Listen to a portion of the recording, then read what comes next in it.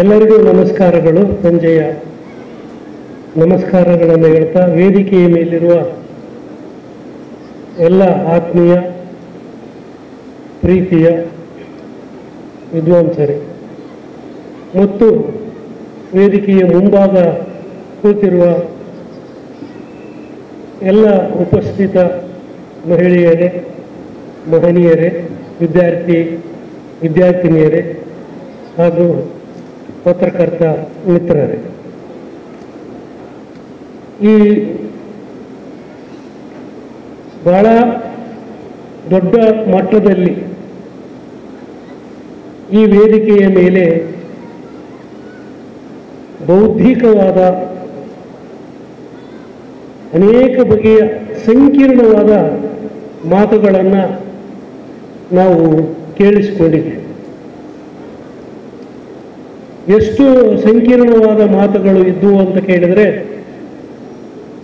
ಯಾವುದನ್ನು ಹೇಗೆ ನಾವು ವಿಚಾರ ಮಾಡಬೇಕು ಅನ್ನುವುದು ಕೂಡ ಎಲ್ಲ ಒಂದು ಕಡೆ ನಮ್ಮನ್ನು ಚಿಂತನೆಗೆ ಹಚ್ಚುವಂತಹ ಮಾತುಗಳು ನಮ್ಮ ಈ ಸಮಾರೋಪದ ಹಿಂದಿನ ಗೋಷ್ಠಿಯಲ್ಲಿ ಬಹಳ ಕಾಲ ನೆನಪಿಡುವಂತಹ ಮಾತುಗಳನ್ನು ನಮ್ಮ ಎಲ್ಲ ವಿದ್ವಾಂಸರು ಮಾತನಾಡಿದ್ದಾರೆ. ಹಾಗಾಗಿ ಸಮಾರೋಪ ಅಂತ ಹೇಳಿದರೆ ಅದಕ್ಕೆ ವಿಶೇಷವಾಗಿ ನಾನು ಮಾತನಾಡುವಂತಹ ಮಾತುಗಳೇನೂ ಇಲ್ಲ ಅಂತ ನಾನು ಭಾವಿಸ್ತೀನಿ.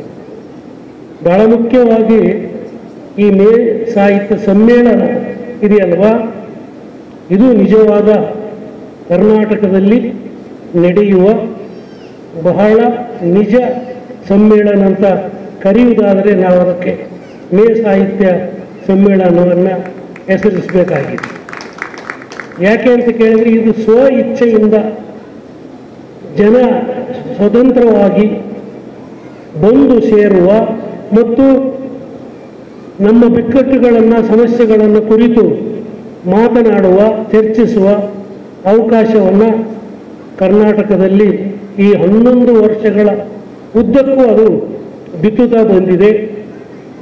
ಅದನ್ನು ನಾವು ನೆನೆಸಿಕೊಂಡಾಗ ಈ ಮೇ ಸಾಹಿತ್ಯ ಸಮ್ಮೇಳನ ಒಂದು ಪವಾಡ ಅಂತ ನನಗೆ ಅನ್ನಿಸ್ತಾ ಇದೆ. ಮತ್ತು ಈ ಸಂದರ್ಭದಲ್ಲಿ ಹೆಚ್ಚು ಏನು ಮಾತನಾಡುವ ವಿಚಾರಗಳು ಉಳಿದಿಲ್ಲ ಅಂತ ನಾನು ಭಾವಿಸುತ್ತೇನೆ. ಆದರೆ ನಮ್ಮ ಸಮಾಜದಲ್ಲಿ ಇವತ್ತು ಯಾವ ವಿಷಯಗಳು ನಮ್ಮನ್ನು ಗಮನ ಸೆಳೆಯುತ್ತಿವೆ ಅನ್ನುವುದನ್ನು ಕುರಿತು ಯೋಚನೆ ಮಾಡಿದಾಗ ಹಲವಾರು ಸಮಸ್ಯೆಗಳು ನಮ್ಮನ್ನು ಗಮನ ಸೆಳೆದರೂ ಕೂಡ ಮತ್ತೆ ಮಾಧ್ಯಮಗಳಲ್ಲಿ, ಪತ್ರಿಕೆಗಳಲ್ಲಿ, ಸಾಮಾಜಿಕ ಜಾಲತಾಣಗಳಲ್ಲಿ ಹೆಚ್ಚು ನಮ್ಮನ್ನು ಅದರ ಬುದ್ಧಿಜೀವಿಗಳನ್ನಾಗಲಿ ಅಥವಾ ಸಮಾಜದ ಬಗ್ಗೆ ಆಲೋಚನೆ ಮಾಡುವವರನ್ನ ಸೆಳೆಯುವ ಕೆಲವು ಸಂಗತಿಗಳು ಇವೆ. ಒಂದು, ಕರ್ನಾಟಕಕ್ಕೆ ಸೀಮಿತವಾಗಿ ಹೇಳುವುದಾದರೆ, ಇವತ್ತು ಆಳುವ ಪಕ್ಷಕ್ಕೆ, ಕರ್ನಾಟಕದಲ್ಲಿ ಅಲ್ಲ ದೆಹಲಿಯಲ್ಲಿ ಆಳುವ ಪಕ್ಷಕ್ಕೆ ಸನಾತನಿಗಳಂತ ಕರಿತೀವಲ್ವ, ಆ ಸನಾತನಿಗಳಿಗೆ ಬಹಳ ಮುಖ್ಯವಾಗಿ ಇಂಡಿಯಾದ ವ್ಯಾಪ್ತಿಯಲ್ಲಿ ಅವರಿಗೆ ಕಾಡುತ್ತಿರುವುದು ಒಂದು ಅಂಬೇಡ್ಕರ್ ಅವರು ಮತ್ತು ಅವರ ಸಂವಿಧಾನ. ಈ ಎರಡು ಬೇರೆ ಬೇರೆ ಅಲ್ಲ, ಅಂಬೇಡ್ಕರ್ ಮತ್ತು ಸಂವಿಧಾನ. ಇವುಗಳ ಮೇಲೆ ಎಷ್ಟು ಅವರು ಕಣ್ಣಿಟ್ಟಿದ್ದಾರೆ ಮತ್ತು ಅದನ್ನು ಹೇಗೆ ಅದನ್ನು ಸಡಿಲಗೊಳಿಸಬೇಕು, ಸಡಿಲಗೊಳಿಸುವುದರ ಮೂಲಕ ತಮ್ಮದಾದ ಒಂದು ಅಜೆಂಡಾವನ್ನು ಹೇಗೆ ಇಲ್ಲಿ ಮೆಲ್ಲಗೆ ಮತ್ತೆ ನೆಲೆಗೊಳಿಸಬೇಕು ಅಂತ ಅನ್ನುವ ವಿಚಾರವನ್ನು ಅದನ್ನು ಮತ್ತೆ ಜನರ ಮುಂದೆ ತರ್ತಾ ಇರುವುದನ್ನು ನಾವು ನೋಡ್ತಾ ಇದ್ದೀವಿ. ಆದರೆ ಎಷ್ಟು ಒಂದು ಸನಾತನ ಧರ್ಮವನ್ನು ಅದನ್ನು ಯಾವುದೇ ರೀತಿಯ ಅದರ ಮಾತಿಗೆ ಬಗ್ಗದ ಹಾಗೆ ಅಂಬೇಡ್ಕರ್ ಇದ್ದಾರೆ ಮತ್ತು ಆ ಸಂವಿಧಾನ ಇದೆ.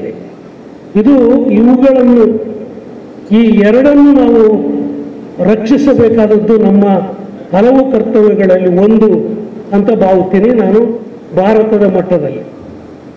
ಅದೇ ರೀತಿ ಕರ್ನಾಟಕದಲ್ಲಿ ಬಸವಣ್ಣ ಮತ್ತು ವಚನ ಸಾಹಿತ್ಯ ಇವೆರಡೂ ಕೂಡ ಸನಾತನಿಗಳಿಗೆ ನಿದ್ದೆಗೆಡಿಸಿರುವಂತಹ ಎರಡು ವಿದ್ಯಮಾನಗಳು. ಈ ಎರಡು ಬಸವಣ್ಣ ಮತ್ತು ವಚನ ಸಾಹಿತ್ಯ ಅದು ಇಡೀ ವೈದಿಕ ಧರ್ಮವನ್ನು, ಆ ವೈದಿಕ ಧರ್ಮ ನಡೆಸಿಕೊಂಡು ಬಂದಿರುವ ಒಂದು ರಾಜಕೀಯ ಧಾರ್ಮಿಕವಾದ ವ್ಯವಸ್ಥೆಯನ್ನು, ಆ ವ್ಯವಸ್ಥೆಗೆ ಪ್ರತಿರೋಧವನ್ನು ಒಡ್ಡುತ್ತಾ ಕೇಳುವ ಕೆಲವು ಪ್ರಶ್ನೆಗಳನ್ನು ಈ ಬಸವಣ್ಣ ಆಗಲಿ ಮತ್ತು ವಚನಕಾರರು ಕೇಳಿದಾರಲ್ವ, ಅವುಗಳಿಗೆ ಉತ್ತರವನ್ನು ಕೊಡುವುದಕ್ಕೆ ಇನ್ನೂ ವೈದಿಕ ಧರ್ಮಕ್ಕಾಗಲಿ ಅವರಿಗಾಗಲಿ ಸಾಧ್ಯ ಆಗಿಲ್ಲ. ಯಾಕೆ ಸಾಧ್ಯ ಆಗಿಲ್ಲ ಅಂತಂದರೆ ಅವುಗಳಿಗೆ ಅವರಲ್ಲಿ ಉತ್ತರಗಳಿಲ್ಲ. ಹಾಗಾಗಿ ಉತ್ತರಗಳಿಲ್ಲ ಅಂತಂದರೆ ಅದು ಜೀವಂತವಾಗಿ ನಮ್ಮ ಕಣ್ಣು ಮುಂದೆ ಇದೆ. ಅದನ್ನು ಸಹಿಸಿಕೊಳ್ಳುವುದು ಹೇಗೆ ಎನ್ನುವ ಬಹುದೊಡ್ಡ ಚಿಂತೆಯಲ್ಲಿ ಈ ವಚನ ಸಾಹಿತ್ಯ ಮತ್ತು ಬಸವಣ್ಣನನ್ನು ಸಡಿಲುಗೊಳಿಸುವ ಮೂಲಕ ಮೆಲ್ಲಗೆ ಅದನ್ನು ಕಣ್ಮರೆ ಮಾಡುವಂತಹ ಒಂದು ದೊಡ್ಡ ಷಡ್ಯಂತ್ರ ನಮ್ಮ ಕರ್ನಾಟಕದಲ್ಲಿ ನಡೀತಾ ಇದೆ. ಆದರೆ ಹೇಗೆ ಅಂಬೇಡ್ಕರ್ ಅವರನ್ನು, ಸಂವಿಧಾನವನ್ನು ಸಡಿಲುಗೊಳಿಸಲು ಸಾಧ್ಯ ಇಲ್ಲವೋ ಹಾಗೆ ಕರ್ನಾಟಕದಲ್ಲಿ ಬಸವಣ್ಣ ಮತ್ತು ವಚನ ಸಾಹಿತ್ಯವನ್ನು ಯಾವುದೇ ಕುತಂತ್ರಗಳ ಮೂಲಕ, ವ್ಯವಸ್ಥೆಗಳ ಮೂಲಕ ಅದನ್ನು ಕೂಡ ಹಿಂದಕ್ಕೆ ಸರಿಸುವುದು ಆಗುವುದಿಲ್ಲ ಅನ್ನುವುದು ನಮ್ಮ ಮುಂದೆ ಕಾಣಿಸ್ತಾ ಇದೆ. ಇವೆರಡುಗಳನ್ನು ರಕ್ಷಿಸಿಕೊಳ್ಳುವುದಕ್ಕೆ ಇಂತಹ ಸಾಹಿತ್ಯ ಸಮ್ಮೇಳನ ಮತ್ತೆ ಮತ್ತೆ ಜರುಗುವುದರಿಂದ ಇದಕ್ಕೆ ಈ ಎರಡು ವಿದ್ಯಮಾನಗಳಿಗೆ ಬಲ ತುಂಬುತ್ತಾನೆ ನಾವು ಹೋಗಬೇಕಾಗಿದೆ. ಆದರೆ ಇದರ ಒಳಗಡೆನೆ ಅನೇಕ ರೀತಿಯ ಸಮಸ್ಯೆಗಳು ಮತ್ತೆ ಉದ್ಭವ ಆಗ್ತಾ ಇದ್ದಾವೆ. ಅವು ಅಷ್ಟು ಸರಳ ಇಲ್ಲ. ಈಗ ಒಂದು ಉದಾಹರಣೆಯ ಮೂಲಕ ನಾವು ಹೇಳೋದಾದರೆ, ಲಿಂಗಾಯತ ಧರ್ಮ ಸ್ವತಂತ್ರ ಧರ್ಮ ಆಗಬೇಕು ಅಂತ ಅನ್ನುವುದು ಒಂದು ಕರ್ನಾಟಕದಲ್ಲಿ ಈಗ ಹೆಚ್ಚು ಚಾಲ್ತಿಯಲ್ಲಿರುವ ಒಂದೆರಡು ದಶಕಗಳ ಈ ಅವಧಿಯಲ್ಲಿ. ಅದಕ್ಕಾಗಿ ಬೇಕಾದಷ್ಟು ಎರಡು ಪಂಗಡಗಳು ಬೇಕಾದಷ್ಟು ಕಸರತ್ತುಗಳನ್ನು ಮಾಡ್ತಾ ಇದ್ದಾರೆ. ಆ ಲಿಂಗಾಯತ ಧರ್ಮ ಆಗಬೇಕು, ವಚನ ಸಾಹಿತ್ಯ ಅದರ ಮೂಲ ನೆಲೆಯಲ್ಲಿದ್ದು ಅನ್ನುವುದಕ್ಕೆ ನನ್ನದೇನೂ ವಿರೋಧ ಇಲ್ಲ. ಆದರೆ ಧರ್ಮ ಆದರೆ ಲಿಂಗಾಯತ ಅನ್ನುವ ಧರ್ಮ ಕರ್ನಾಟಕದಲ್ಲಿ ಒಂದು ಸ್ವತಂತ್ರ ಧರ್ಮ ಆದರೆ ನಿಜವಾಗಿಯೂ ವಚನ ತತ್ವಗಳೇನಿವೆ ಅನ್ನುವಲ್ಲಿ ಆ ವಚನ ತತ್ವಗಳಾದ ವೃತ್ತಿ ಸಮಾನತೆ ಆಗಿರ್ಬೋದು, ಲಿಂಗ ಸಮಾನತೆ ಆಗಿರ್ಬೋದು, ಜಾತಿ ಸಮಾನತೆ ಆಗಿರ್ಬೋದು, ಇವುಗಳನ್ನು ಸರಿ ಮಾಡುವುದಕ್ಕೆ ಈ ಧರ್ಮದಿಂದ ಸಾಧ್ಯವೇ ಅನ್ನುವ ಪ್ರಶ್ನೆಯನ್ನು ಇದರ ಸಂಘಟಕರು ಕೇಳಿಕೊಳ್ಳಬೇಕಾಗಿದೆ. ಯಾಕೆಂದರೆ ಮತ್ತೆ ಮತ್ತೆ ನಾವು ಇಲ್ಲಿ ಅಸಮಾನ ಭಾರತ ಅನ್ನುವುದನ್ನು ನಾವು ಕುರಿತು ಮಾತನಾಡ್ತಾ ಇದ್ದೀವಿ. ಈ ಸಮಾನತೆಗಾಗಿ ಸಂಘರ್ಷ ನಿರಂತರವಾಗಿ ನಡೀತಾ ಇರುವುದು ಅದು ಶುಭ ಸೂಚನೆ ಅಂತ ನಾವು ಭಾವಿಸ್ತೀವಿ. ಆದರೆ ಅದು ಹೇಗೆ ಅಸಮಾನ ಭಾರತವನ್ನು ಸಮಾನ ಭಾರತವನ್ನಾಗಿ ಮಾಡುವುದಕ್ಕೆ ಸಾಧ್ಯ ನಮ್ಮ ಪ್ರಜಾಪ್ರಭುತ್ವದಲ್ಲಿ ಅಂತ ಅನ್ನೋದು ಒಂದು ದೊಡ್ಡ ಪ್ರಶ್ನೆಯಾಗಿ ಕಾಣಿಸ್ತಾ ಇದೆ. ಈ ಶಿವಸುಂದರ್ ಅವರು ಬಹಳ ಅತ್ಯುತ್ತಮವಾದ ವಿಚಾರಗಳನ್ನು ಬಹಳ ಸಂಕೀರ್ಣವಾಗಿ ಅವುಗಳನ್ನು ಹೇಳಿದರು. ಆದರೆ ಈ ಬಗೆಯ ಸಂಕೀರ್ಣತೆಯ ಮಾತುಗಳು, ಪ್ರಭುತ್ವಗಳು ಈ ಮಾತುಗಳನ್ನು ಕೇಳಿಸಿಕೊಳ್ಬೇಕು. ಯಾವುದೇ ಒಂದು ಆಳುವ ಪ್ರಭುತ್ವ ಮುಕ್ತವಾಗಿ ಈ ಥರದ ಸಂಕೀರ್ಣವಾದ ಮಾತುಗಳನ್ನು ಕೇಳಿಸಿಕೊಳ್ಳುವುದರ ಮೂಲಕ ತನ್ನ ಆಡಳಿತವನ್ನು ಸುಧಾರಿಸಿಕೊಳ್ಳುವುದಕ್ಕೆ ಸಾಧ್ಯ ಇದೆ. ಆದರೆ ಭಾರತದಲ್ಲಿ ಈಗ ಒಂದೆರಡು ದಶಕಗಳ ಕಾಲ ನಡೆದುಕೊಂಡು ಬಂದಿರುವ ಈ ಪ್ರಭುತ್ವ ಇದೆ ಅಲ್ವಾ, ಆ ಪ್ರಭುತ್ವಕ್ಕೆ ಬೌದ್ಧಿಕವಾದ, ವೈಚಾರಿಕವಾದ ಯಾವ ಚಿಂತನೆಗಳನ್ನು ಕೇಳಿಸಿಕೊಳ್ಳುವುದಕ್ಕೆ ಅದು ಸಿದ್ಧವಿಲ್ಲ ಮತ್ತು ಅದು ಉದಾಸೀನವೂ ಮಾಡದೆ ಇದನ್ನು ವ್ಯಂಗ್ಯ ಮಾಡುತ್ತಾ ಇದೆ.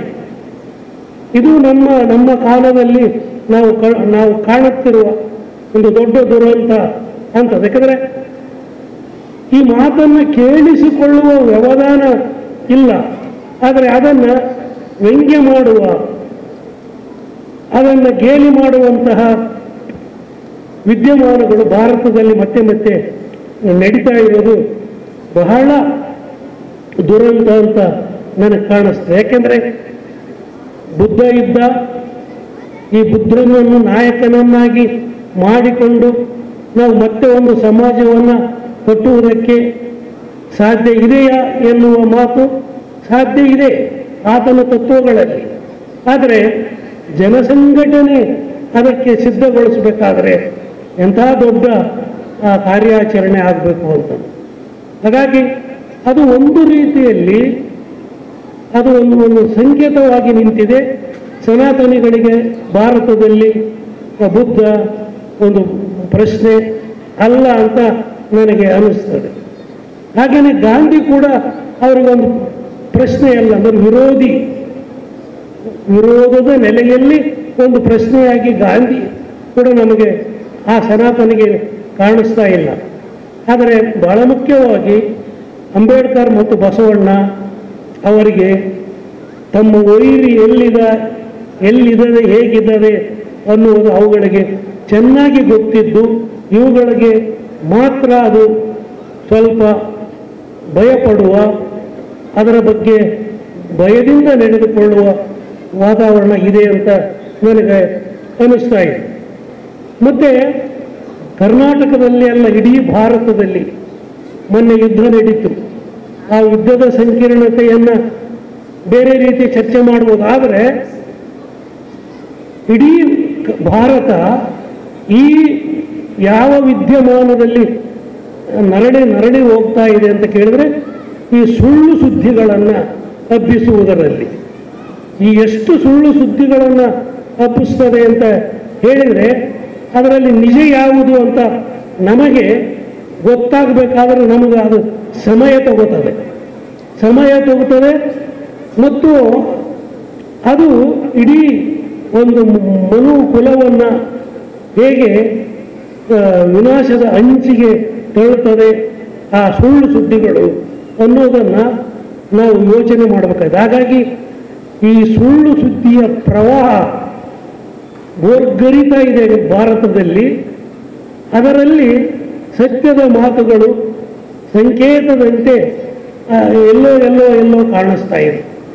ಆದರೆ ದಡ ಸೇರುವುದು ಕೊನೆಗೂ ನಮಗೆ ಒಂದು ಆಶಾವಾದ ಯಾವುದು ಅಂದರೆ ಈ ಸತ್ಯದ ಮಾತುಗಳು ಅವು ದಡ ಸೇರಬಲ್ಲವು, ಸುಳ್ಳಿನ ಮಾತುಗಳು ಕೊಚ್ಚಿಕೊಂಡು ಹೋಗಬಲ್ಲವು ಅನ್ನುವ ಒಂದು ಆಶಾ ಭಾವನೆ ನಮ್ಮೆಲ್ಲರಲ್ಲಿಯೂ ಇದೆ ಅಂತ ನನಗೆ ಅನಿಸ್ತದೆ. ಹಾಗಾಗಿ ಈ ಮೇ ಸಮ್ಮೇಳನ ಆಗಲಿ ಅಥವಾ ಮುಂದೆ ನಡೆಯುವ ಈ ಸಮ್ಮೇಳನಗಳಲ್ಲಿ ನಾವು ಭಾರತದಲ್ಲಿ ನಡೆಯುವ ವಿದ್ಯಮಾನದ ಹಲವು ಮುಖಗಳನ್ನು ಅವುಗಳನ್ನು ಅರ್ಥ ಮಾಡಿಕೊಳ್ಳುವುದಕ್ಕೆ ಪ್ರಯತ್ನಿಸಬೇಕು. ಈ ಸಮ್ಮೇಳನದಲ್ಲಿ ಆ ಬಗೆಯ ಅಜೆಂಡವನ್ನು ಈ ಸಮ್ಮೇಳನಗಳು ಇಟ್ಟುಕೊಂಡು ಬಂದಿದ್ದಾವೆ. ಸಮಸ್ಯೆಗಳೇನು, ಅದರ ಬಿಕ್ಕಟ್ಟುಗಳೇನು, ಅದನ್ನು ಹೇಗೆ ಅರ್ಥ ಮಾಡಿಕೊಳ್ಳಬೇಕು ಅನ್ನುವುದರ ಒಂದು ಕಲಿಕೆ ಈ ಸಮ್ಮೇಳನಗಳಲ್ಲಿ ನಡೀತಾ ಇರೋದು ಬಹಳ ಆಶಾದಾಯಕ ಅಂತ ನನಗನ್ನಿಸ್ತದೆ. ಹಾಗಾಗಿ ನಾವು ಇಲ್ಲಿ ಗೆಲ್ಲುತ್ತೀವಿ ಅಥವಾ ಸೋಲ್ತೀವಿ ಈ ಎರಡೂ ವಿದ್ಯಮಾನಗಳನ್ನು ನಾವು ಬದಿಗಿಟ್ಟು ಇಂಥ ಸಮ್ಮೇಳನಗಳಿಂದ ನಮ್ಮ ಸಮುದಾಯಗಳಲ್ಲಿ ನಮ್ಮ ಸಮಾಜದಲ್ಲಿ ಮಮತೆ ಮತ್ತು ಸಮತೆಯನ್ನು ತರುವುದಕ್ಕೆ ನಾವು ಪ್ರಯತ್ನ ಪಡಬೇಕು ಅಂತ ನನಗೆ ಅನಿಸ್ತದೆ. ಇದನ್ನು ನಾವೆಲ್ಲರೂ ಕೂತುಕೊಂಡು ಸಮತೆ ಮತ್ತು ಮಮತೆಯನ್ನು ತರುವುದಕ್ಕೆ ಪ್ರಯತ್ನಿಸೋಣ ಅಂತ ಹೇಳಿ ಇಲ್ಲಿ ಮಾತನಾಡುವುದಕ್ಕೆ ಕರೆಸಿದ ಮೇ ಸಂಘಟನೆಗೆ ಮತ್ತು ಕೇಳಿದ ನಿಮಗೆ ಎಲ್ಲರಿಗೂ ವಂದನೆಗಳು. ನಮಸ್ಕಾರ.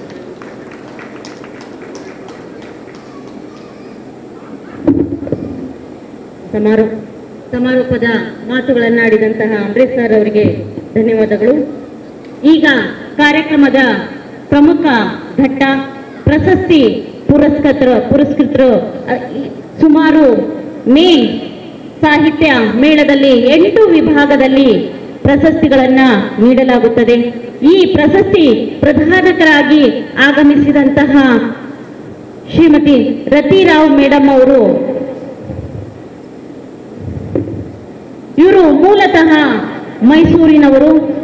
ಸುಮಾರು 5 ದಶಕಗಳಿಂದ ಜನಪರ ಚಳುವಳಿ ಹಾಗೂ ಮಹಿಳಾ ಹೋರಾಟಗಳಲ್ಲಿ ತಮ್ಮನ್ನು ತಾವು ಸಕ್ರಿಯವಾಗಿ ತೊಡಗಿಸಿಕೊಂಡು ಇದುವರೆಗೆ ಸಾಕಷ್ಟು ಹೋರಾಟದಲ್ಲಿ ತಮ್ಮನ್ನು ತಾವು ತೊಡಗಿಸಿಕೊಂಡವರು. ಸಂವಿಧಾನಾತ್ಮಕ ಹಾಗೂ ಪ್ರಜಾಸತ್ತಾತ್ಮಕವಾಗಿ ತಮ್ಮ ಬದುಕನ್ನ ರೂಪಿಸಿಕೊಂಡವರು ಎಂದು ಹೇಳುತ್ತಾ ಎಲ್ಲರ ಹಿರಿಯಕ್ಕ ರತಿರಾವ್ ಮೇಡಮ್ ಅವರು, ಇವರ ಮಾರ್ಗದರ್ಶನ, ಇವರು ನಡೆದು ಬಂದ ದಾರಿ ನಮ್ಮೆಲ್ಲರಿಗೂ ಸ್ಫೂರ್ತಿದಾಯಕವಾದಂಥದ್ದು ಮೇಡಮ್ ಅವ್ರದ್ದು. ಅದೇ ರೀತಿಯಾಗಿ ಪ್ರಶಸ್ತಿ ಪುರಸ್ಕೃತರ ಪರಿಚಯ ಮಾಡಲು ಬಂದಂತಹ ಬಸವರಾಜ್ ಹೂಗಾರ್ ಸರ್ ಅವರು, ಇವರು ಕನ್ನಡ ಸಂಸ್ಕೃತಿ ಇಲಾಖೆಯಲ್ಲಿ ಪ್ರಸ್ತುತ ಈಗ ಜೆಡಿಯಾಗಿ ಕಾರ್ಯನಿರ್ವಹಣೆ ಮಾಡ್ತಾ ಇದ್ದಾರೆ. ಸದಾ ಮೇಳ ಸಾಹಿತ್ಯ ಮೇಳದಲ್ಲಿ ತಮ್ಮನ್ನ ತಾವು ತೊಡಗಿಸಿಕೊಂಡವರು ಇವರಾಗಿದ್ದಾರೆ. ಇವರಿಗೆ ಜೋರಾಗಿ ಚಪ್ಪಾಳೆ. ಅದೇ ರೀತಿಯಾಗಿ ಶ್ರೀನಿವಾಸ್ ಸರ್ ಅವರು, ಇವರು ಕೂಡ MSc ನ್ಯೂಕ್ಲಿಯರ್ ಫಿಸಿಕ್ಸ್ ಸೈನ್ಸ್ ಅಲ್ಲಿ ಅಧ್ಯಯನ ಮಾಡಿ ಈಗ ದಾವಣಗೆರೆಯಲ್ಲಿ ಜಿಲ್ಲಾ ನ್ಯಾಯಾಲಯದಲ್ಲಿ ಉನ್ನತ ಹುದ್ದೆಯಲ್ಲಿದ್ದಾರೆ ಅಂತ ಹೇಳ್ತಾ, ಜೊತೆಗೆ ಕಥೆಗಾರರು, ಹೋರಾಟಗಾರರು, ಅದೇ ರೀತಿಯಾಗಿ ಮೇ ಬಳಗದಲ್ಲಿ ಸದಾ ತಮ್ಮನ್ನ ಸಕ್ರಿಯವಾಗಿ ತೊಡಗಿಸಿಕೊಂಡವರು ಇವರಾಗಿದ್ದಾರೆ ಅಂತ ಹೇಳ್ತಾ, ಇವ್ರಿಗೂ ಕೂಡ ಜೋರಾಗಿ ಚಪ್ಪಾಳೆ. ಈಗ ಪ್ರಶಸ್ತಿ ಪುರಸ್ಕೃತರನ್ನ ವೇದಿಕೆ ಮುಂಭಾಗದಲ್ಲಿ ಕರೀತಾ ಇದ್ದೀನಿ.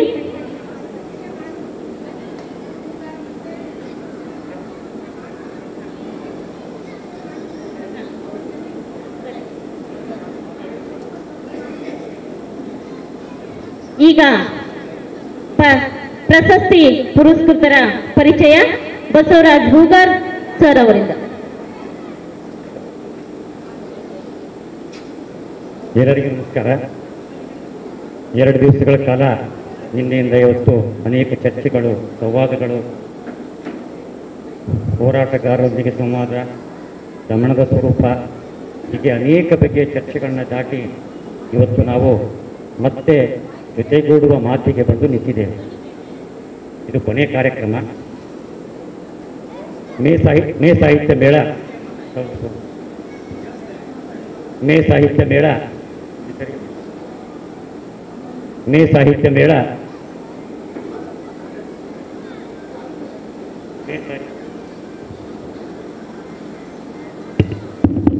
ಸಾಹಿತ್ಯ ಮೇಳ ಪ್ರತಿ ವರ್ಷ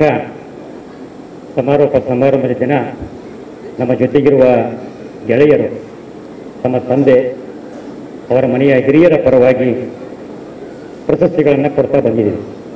ಅದು ಪ್ರಶಸ್ತಿ ಅನ್ನೋದಕ್ಕಿಂತಲೂ ಒಂದು ಗೌರವ.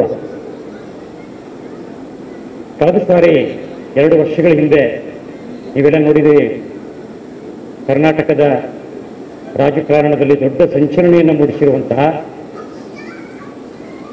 ನಮ್ಮ ಕರ್ನಾಟಕದ ಪರಿಸರಕ್ಕೆ ಒಂದು ಹೊಸ ದಿಕ್ಕನ್ನು ತೋರಿಸಿದಂಥ ಎಸ್.ಆರ್. ಹಿರೇಮಠ ಅವರು ವೇದಿಕೆ ಮೇಲಿದ್ದು, ಕರ್ನಾಟಕ ಸರ್ಕಾರ ಅವರಿಗೆ ಒಂದು ಪ್ರಶಸ್ತಿಯನ್ನು ಘೋಷಣೆ ಮಾಡಿತು, ಸಂಗೊಳ್ಳಿ ರಾಯಣ್ಣ ಪ್ರಶಸ್ತಿಯನ್ನು. ಅದು ಯಾರಿಗೆ ಕೊಡಬೇಕು ಅಂತ ಚರ್ಚೆ ಬಂದಾಗ ಹಿರೇಮಠ ಸರ್ ಹೆಸರು ಅಂತಿಮ ಆಯಿತು. ಹಿರೇಮಠ ಸರ್ ಗಣಿಗಾರಿಕೆ ವಿರುದ್ಧ ಬಹಳ ದೊಡ್ಡ ಪ್ರಮಾಣದಲ್ಲಿ ಸುಪ್ರೀಂ ಕೋರ್ಟ್ನಲ್ಲಿ ನ್ಯಾಯ ಹೂಡಿ ಅದನ್ನು ಒಂದು ಗತಿ ಕಾಣಿಸಿದವರು. ಅವರು ಆ ಪ್ರಶಸ್ತಿ ಬಂದಾಗ ಅವರನ್ನ ಸರ್ಕಾರ ಸಂಪರ್ಕ ಮಾಡಿದಾಗ ಅವರು ಕೊನೆಗೆ ಪ್ರಶಸ್ತಿ ಪ್ರದಾನ ಸಮಾರಂಭಕ್ಕೂ ಬರಲಿಲ್ಲ. ಹೋದ ವರ್ಷ ನಾವು ಕೊಪ್ಪಳದಲ್ಲಿ ಅದು 5 ಲಕ್ಷ ರೂಪಾಯಿದ ಪ್ರಶಸ್ತಿ ಮೊತ್ತ ಅದು ಸರ್ಕಾರ ಕೊಡ್ತಾ ಇರ್ತಕ್ಕಂಥದ್ದು. ಕಳೆದ ಸಾರಿ ನಾವು ಮೇ ಸಾಹಿತ್ಯ ಮೇಳದಲ್ಲಿ 10,000 ರೂಪಾಯಿ ನಾವು ಈ ಗೌರವವನ್ನು ಕೊಡ್ತಾ ಇದ್ದೀವಿ. ಆ ಪ್ರಶಸ್ತಿ ಪ್ರದಾನ ಸಮಾರಂಭಕ್ಕೆ ಹಿರೇಮಠ ಸರ್ ಸಂತೋಷದಿಂದ ಒಪ್ಪಿಕೊಂಡು ಬಂದರು.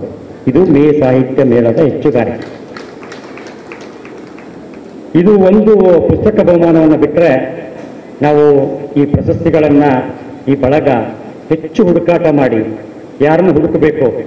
ಬಸವ ಸರ್ ಅಂತರೂ ಅವ್ರಿಗೆ ಇಂಥವ್ರನ್ನು ಹುಡುಕಿದ್ರೆ ಸಮಾಧಾನ ಇಲ್ಲ, ಇದಲ್ಲ ಇದು ಆಗಬೇಕು, ಇದಲ್ಲ ಇದು ಆಗಬೇಕು. ಒಂದು ರೈತ ಚೇತನ ಪ್ರಶಸ್ತಿ ಅಂತ ಇದರಾಗಲೇ ಆಯ್ಕೆ ಮಾಡ್ಕೊಂಡಿದ್ದೀವಿ. ಇದು ಒಂದೇ ಅಲ್ಲ, ಅನೇಕ ಪ್ರಶಸ್ತಿಗಳ ಮಹನೀಯರನ್ನ ನೋಡಿ ನೀವು.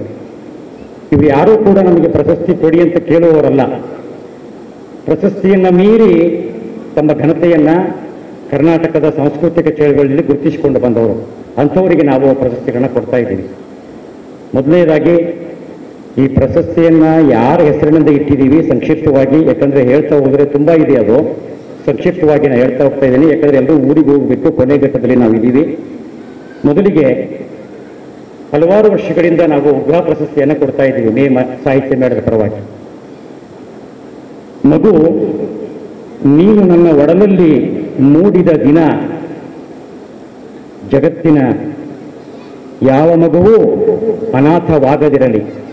ಇದು ವಿಭಾ ಅವರ ಕವಿತೆ. ಇಡೀ ಕನ್ನಡ ಕಾವ್ಯ ಕ್ಷೇತ್ರದಲ್ಲಿ ಅತಿ ಚಿಕ್ಕ ವಯಸ್ಸಿನಲ್ಲಿಯೇ ತೀರಿಕೊಂಡು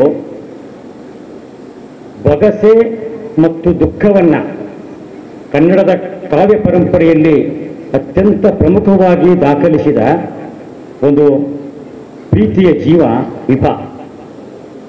24ನೇ ವಯಸ್ಸಿನಲ್ಲಿ ಒಂದು ಮಗುವನ್ನ ನೀಡಿ ಮರಳಿ ಬಾರದ ಲೋಕಕ್ಕೆ ಹೋಗಿರುವ ವಿಭಾ ಅವರ ಹೆಸರಿನಲ್ಲಿ ನಾವು ವಿಭಾ ಕಾವ್ಯ ಪ್ರಶಸ್ತಿಯನ್ನು ಕೊಡ್ತಾ ಇದ್ದೀವಿ. ನೀವು ನಂಬ್ತೀರೋ ಇಲ್ಲೋ, ಸರ್ಕಾರ ನಿಗದಿ ಮಾಡಿದ ಪ್ರಶಸ್ತಿಗೆ ಬರದೇ ಇರೋದಕ್ಕಿಂತಲೂ ಹೆಚ್ಚು ಕೆಲವು ಸಾರಿ ಅಂತೂ 150 ಕವನ ಸಂಕಲನಗಳು ಈ ವಿಭಾ ಆಯ್ಕೆ ಪ್ರಶಸ್ತಿಗಳಿಗೆ ಬರ್ತವೆ. ಅದರಲ್ಲಿ ಒಂದು ಕಾವ್ಯವನ್ನು ನಾವು ಒಂದು ಕೃತಿಯನ್ನು ಆಯ್ಕೆ ಮಾಡುತ್ತೆ. ವಿಭಾ 1977ರಲ್ಲಿ ಮಹಾಲಿಂಗಪುರದಲ್ಲಿ ಕವಿ ಅರವಿಂದ ತೆರಕಪಡಿಯವರ ಮಗಳಾಗಿ ಹುಟ್ಟಿ ಪ್ರಗತಿಶೀಲ ಚಳುವಳಿಯಲ್ಲಿ ಅವರ ತಂದೆ ದೊಡ್ಡ ಹೆಸರು ಮಾಡಿದ್ರು. ವಿದ್ಯಾರ್ಥಿ ದಿಸೆಯಲ್ಲೇ ಕನ್ನಡ ಸಂಘದಿಂದ ಅನೇಕ ಬಹುಮಾನಗಳನ್ನು ಪಡೆದಂಥ ವಿಭಾ ನಾವು 2004ರಲ್ಲಿ ಯಾವ ಪತ್ರಿಕೆಗಳಲ್ಲಿ ಆಕೆಯ ಪದ್ಯ ಬರ್ತಾ ಇದೆ ಅಂತ ಕಾಯ್ತಾ ಇದ್ವಿ. ಅಷ್ಟು ಪದ್ಯವನ್ನು ಅತ್ಯಂತ ತೀವ್ರವಾಗಿ ಅನುಭವಿಸಿದ ಕವಿ ಆಕೆ. ಪದವಿ ಮುಗಿಸಿದ ಬಳಿಕ ಧಾರವಾಡದಲ್ಲಿ ಅವರು ಇಂಗ್ಲಿಷ್ MA ಮಾಡಿ ಪೋಸ್ಟ್ ಆಫೀಸಲ್ಲಿ ಕೆಲಸಕ್ಕೆ ಸೇರಿದರು. ಬಾಗಲಕೋಟೆಯಲ್ಲಿ ಅವರು ಪೋಸ್ಟ್ ಆಫೀಸಲ್ಲಿ ಕೆಲಸ ಮಾಡಿದ್ದಾರೆ. ವಿಷಾದದ ಸಂಗತಿ ಅಂದರೆ ಯಾವ ಮಗುವು ಅನಾಥವಾಗದಿರಲಿ ಎಂದು ಆ ಕವಿ ಹಾಡಿದರೋ ಆ ಮಗುವನ್ನು ಅನಾಥ ಮಾಡಿ ಮಗು ಹುಟ್ಟಿದ ತಕ್ಷಣ ಅವರು ನಮ್ಮನ್ನೆಲ್ಲ ಬಿಟ್ಟು ಹೋದರು. ಬಹುಶಃ ಕಾವ್ಯ ಮತ್ತು ಚಳುವಳಿಯನ್ನು ಒಟ್ಟುಗೂಡಿಸಿದಂಥ ಆ ಜೀವ ಇದೆಯಲ್ಲ, ಅವರು ಬೇರೆ ಯಾರೂ ಅಲ್ಲ. ನಾವು ನೀವು ಇವತ್ತು ಮೇ ಸಾಹಿತ್ಯ ಮೇಳವನ್ನು ಇಲ್ಲಿಗೆ ದಾಟಿಸಿಕೊಂಡು ಬಂದಿದ್ದೀವಲ್ಲ, ಅದರೆಲ್ಲರ ರೂವಾರಿ ನಮ್ಮ ಹಿಂದಿನ ಜೀವಶಕ್ತಿ ಬಸವರಾಜ ಸುಳಿಬಾವಿಯವರ ಸಂಗಾತಿಯವರು. ಆ ಕನಸು ಜೀವಂತವಾಗಿ ಇವತ್ತು ನಮ್ಮ ಮುಂದೆಯೇ ಇದೆ. ಆಕೆ MBBS ಓದ್ತಾ ಇದ್ದಾಳೆ. ಆಕೆ ಕೂಡ ಈ ವೈಚಾರಿಕ ವಿಷಯದಲ್ಲಿ ತುಂಬ ಆಸಕ್ತಿ ಇದೆ ಕನಸುವಿಗೆ. ಹಾಗಾಗಿ ಆಕೆಗೆ ಸಾವಿಲ್ಲ, ಆಕೆ ನಮ್ಮ ನಡುವೆ ಇದ್ದಾಳೆ. ಬಸು ಬರೀ ಹೋರಾಟದಲ್ಲಿ ಮಾತ್ರ ಪಾಲ್ಗೊಳ್ಳಲಿಲ್ಲ, ಅವರೊಬ್ಬ ಪ್ರಮುಖ ಕವಿ. ಆ ಕಾವ್ಯದ ಜೀವದ್ರವ್ಯ ಇದೆಯಲ್ಲ, ಅದು ಇಬಾಳಲ್ಲಿ ಇತ್ತು. ಬಹುಶಃ ಇಬಾಳ ಮುಖಾಂತರ ಆ ಪರಂಪರೆಯನ್ನು ದಾಖಲಿಸಿಕೊಂಡ್ರು, ಅಥವಾ ಎರಡೂ ಜೀವಗಳು ಉರಿಗೊಂಡು ಆ ಕಾವ್ಯದ ದಾರಿಗೆ ಹಾದಿ ಮಾಡಿ ಕೊಟ್ಟು ಗೊತ್ತಿಲ್ಲ. ಕಾವ್ಯ ಮತ್ತು ಚಳುವಳಿ ಎರಡೂ ತಾತ್ವಿಕತೆಯನ್ನು ಒಂದುಗೂಡಿಸಿದಂಥ ಸಾಧ್ಯತೆ ಇದೆಯಲ್ಲ, ಅದು ಬಸವರಿಗಿದೆ. ಆ ಎರಡೂ ಜೀವಗಳು ಕರ್ನಾಟಕದಲ್ಲಿ ಈ ಕೆಲಸವನ್ನು ಮಾಡಿದ ನೆನಪಿಗಾಗಿ ನಾವು ಯುವ ಪ್ರಸ್ತುತಿಯನ್ನು ಪ್ರತಿ ವರ್ಷ ಮುಂದುವರಿಸಿಕೊಂಡು ಬಂದಿದ್ದೀವಿ. ಈ ಸಾರಿ ವಿಭಾ ಅವರ ಸತ್ತ ಮೇಲೆ ಬಹಳ ಪ್ರಮುಖವಾಗಿ 3 ಸಂಕಲನಗಳು ಬಂದು, ಅವರಿದ್ದಾಗ ಒಂದು ಸಂಕಲನ ಬಂದಿರಲಿಲ್ಲ. ಜೀವ ಮಿಡಿತದ ಸದ್ದು, ನೀರೊಳಗಿನ ಉರಿ, ಕೈಫಾಜ್ಮಿ ಕವಿತೆಗಳು, ಹೀಗೆ 2 ಅನುವಾದ ಸಂಕಲನ, ಒಂದು ಸ್ವತಂತ್ರ ಕೃತಿ ಬಂದಿದೆ. ಬಹುಶಃ ಅವರಿದ್ದರೆ ಕರ್ನಾಟಕದ ಕಾವ್ಯ ಕ್ಷೇತ್ರದಲ್ಲಿಯೇ ತುಂಬ ಪ್ರಮುಖವಾದಂಥ ಹೆಸರು ಆಗ್ತಿತ್ತು. ಇಷ್ಟನ್ನು ಹೇಳಿ ಅವರ ಹೆಸರಿನ ವಿಭಾ ಅವರ ಹೆಸರಿನ ಪ್ರಶಸ್ತಿಯನ್ನು ಈ ಸಾರಿ ನಾವು ಆಯ್ಕೆ ಮಾಡಿದ್ದು ಸದಾಶಿವ ಸೊರಟೂರ್ ಅವ್ರನ್ನ. ಸದಾಶಿವ ಸೊರಟೂರ್ ಅವರು ಹೊನ್ನಾಳಿ ತಾಲೂಕಿನ ಸೊರಟೂರಿನವರು. ವೃತ್ತಿಯಲ್ಲಿ ಅವರು ಪ್ರೌಢಶಾಲಾ ಶಿಕ್ಷಕರು. ಗಾಯಗೊಂಡ ಸಾಲುಗಳು, ಕೊಲ್ಲುವುದಕ್ಕೆ ಸದ್ದುಗಳಿವೆ, ದೇವರನ್ನು ಹೊರಹಾಕುತ್ತೇನೆ, ಕಂಡಕ್ಟರ್ ಕವಿತೆಗಳು, ನಿನ್ನ ಬೆರಳು ತಾಕಿ, ಅಪ್ಪನ ವೀಲ್ ಚೇರ್ ಮಾರಾಟಕ್ಕಿದೆ, ಇವು ಸೊರಟೂರವರ ಕವನ ಸಂಕಲನಗಳು. ಕಾವ್ಯ ಮತ್ತು ಕಥೆಗಳಲ್ಲಿ ಅತ್ಯಂತ ಸೂಕ್ಷ್ಮವಾದಂಥ ಅಭಿವ್ಯಕ್ತಿಯನ್ನು ಸಾಧಿಸಿದ ಸದಾಶಿವ ಸೊರಟೂರವರಿಗೆ ಈಗಾಗಲೇ ಅನೇಕ ಪ್ರಶಸ್ತಿಗಳು ಬಂದಿವೆ. ನೋವಿನ ಬೆರಳು ಹಿಡಿದು ನುಡಿಯುತ್ತದೆ ಎನ್ನುತ್ತಲೇ ಅನುಭವವನ್ನು ವಿಶಿಷ್ಟವಾಗಿ ನೋಡುವ ಕವಿ ನಮ್ಮ ಸದಾಶಿವ ಸೊರಟೂರವರು 2024ನೇ ಸಾಲಿನ ವಿಭಾ ಸಾಹಿತ್ಯ ಪ್ರಶಸ್ತಿಯನ್ನು ಪಡೆದಿದ್ದಾರೆ. ದಯಮಾಡಿ ಸೊರಟೂರ್ ಅವರು ವೇದಿಕೆ ಮುಂಭಾಗದಲ್ಲಿ ಬರಬೇಕು.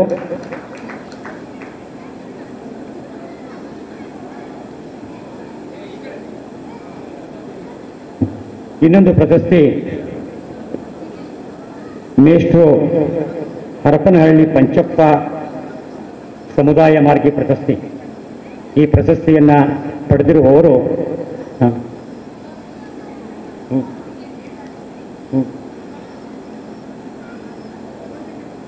ಸರಿ, ಯಾರು ನಿಮಗೆ ಸೊರಟೂರ್ ಅವರಿಗೆ?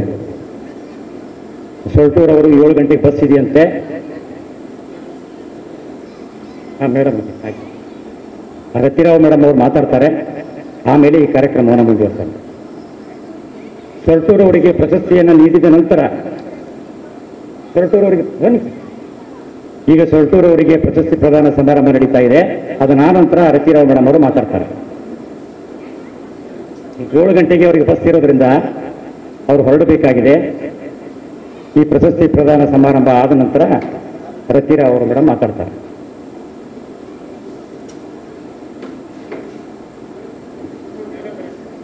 ಕನಸು ಸುಳಿಬಾಯಿ ಸರ್, ಸುಳಿಬಾಯಿ ಸರ್, ಬರಿ ಬರಿ ಸರ್, ಬರಿ ಸರ್, ಬರಿ ಸರ್.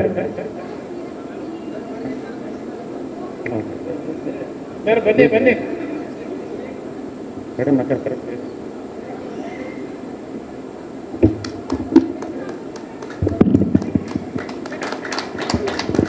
ಇದೀಗ ವಿಭಾ ಸಾಹಿತ್ಯ ಪ್ರಶಸ್ತಿ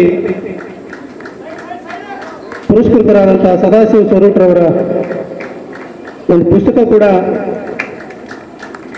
ಇದೇ ವೇದಿಕೆಯಲ್ಲಿ ಪ್ರಕಟಗೊಳ್ಳಲಿದೆ, ಅನಾವರಣಗೊಳ್ಳಲಿದೆ, ಲೋಕಾರ್ಪಣೆಗೊಳ್ಳಲಿದೆ. ವಿಭಾ ಸಾಹಿತ್ಯ ಪ್ರಶಸ್ತಿ ಭಾಜನರಾದಂತಹ ಸದಾಶಿವ ಸ್ವರೂಪ್ರವರ್ ಅವರಿಗೆ ಅಭಿನಂದನೆಗಳು. ತಮ್ಮೆಲ್ಲರ ಚಪ್ಪಾಳಿಯನ್ನು ಹಾಕೋದ್ರ ಮೂಲಕ ಅವರನ್ನು ಗೌರವಿಸಬೇಕು ಅಂತೇಳಿ ಕೇಳ್ಕೊಳ್ತಾ, ಮತ್ತು ಪ್ರಶಸ್ತಿಯನ್ನು ಪ್ರದಾನ ಮಾಡಿರುವಂಥ ಪ್ರತಿ ಮೇಡಮ್ ಅವ್ರಿಗೂ ಕೂಡ ನಾನು ಅಭಿನಂದನೆಗಳನ್ನು ಸಲ್ಲಿಸ್ತೀನಿ. ಹಾಗೆಯೇ ಸದಾಶಿವ ಸ್ವರೂಪ್ರವರ ದೇವರನ್ನು ಹೊರಹಾಕುತ್ತೇನೆ ಎನ್ನುವಂತಹ ಕೃತಿ, ಈ ಕೃತಿ ಯುವ ಸಾಹಿತ್ಯ ಪ್ರಶಸ್ತಿ ಪುರಸ್ಕೃತಕ್ಕೆ ಭಾಜನಾಗಿದೆ. ಇದೇ ವೇದಿಕೆಯಲ್ಲಿ ಆ ಪುಸ್ತಕ ಲೋಕಾರ್ಪಣೆಗೊಳ್ಳಲಿದೆ. ವೇದಿಕೆಯಲ್ಲಿದ್ದಂಥ ಎಲ್ಲ ಮಹನೀಯರು ಈ ಪುಸ್ತಕವನ್ನು ಬಿಡುಗಡೆಗೊಳಿಸಬೇಕು ಅಂತ ಅವರು ವಿನಂತಿಸಿಕೊಳ್ತಾ ಇದ್ದಾರೆ.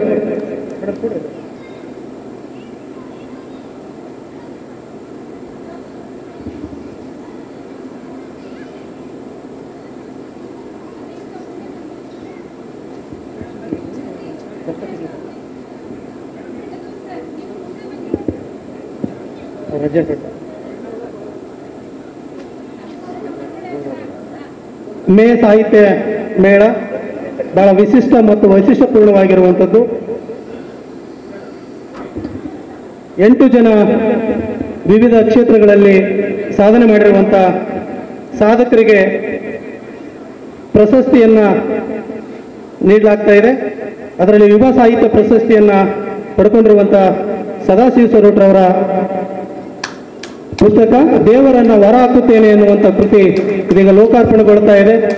ಅವರಿಗೆ ಅಭಿನಂದನೆಗಳು ಸಲ್ಲಿಸ್ತಾ ಮತ್ತು ವೇದಿಕೆ ಮೇಲೆ ಸಹಕರಿಸಿದಂಥ ಸರ್ವರಿಗೆ ನಾನು ಅಭಿನಂದನೆಗಳನ್ನು ಸಲ್ಲಿಸ್ತಾ ಇದ್ದೀನಿ.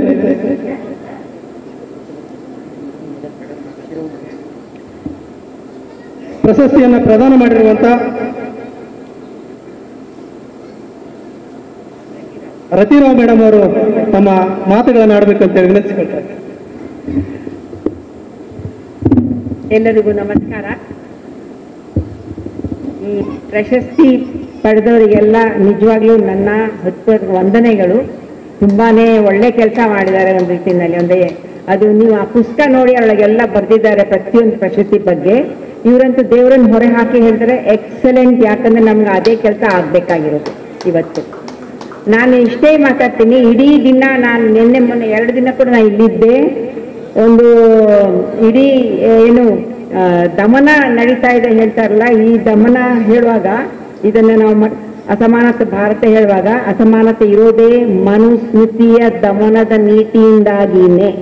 ಯಾಕಂದ್ರೆ ಇವಾಗ ನೋಡಿ ಅಲ್ಲಿ ಬರೆದಿರೋದು ವರ್ಗ, ಲಿಂಗ, ಜಾತಿ ಹಾಗೂ ಭಾಷೆ. ಅದನ್ನು ನಾನು ಭಾಳ ಫೋಕಸ್ ಮಾಡಿ 5 ಇದನ್ನು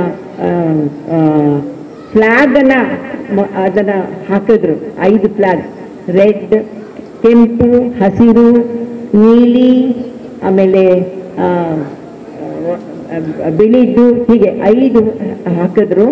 ಆ ಒಂದು ಇದನ್ನು ಉದ್ಘಾಟನೆ ಮಾಡುವಾಗ ಅದೆಲ್ಲವೂ ನಮ್ಮನ್ನ ಹೋರಾಟಗಾರರ ಬೇರೆ ಬೇರೆ ಒಂಥರ ಶೇಡ್ನ ಒಂದು ನಮ್ಮ ಅದು ಪ್ರತೀಕ.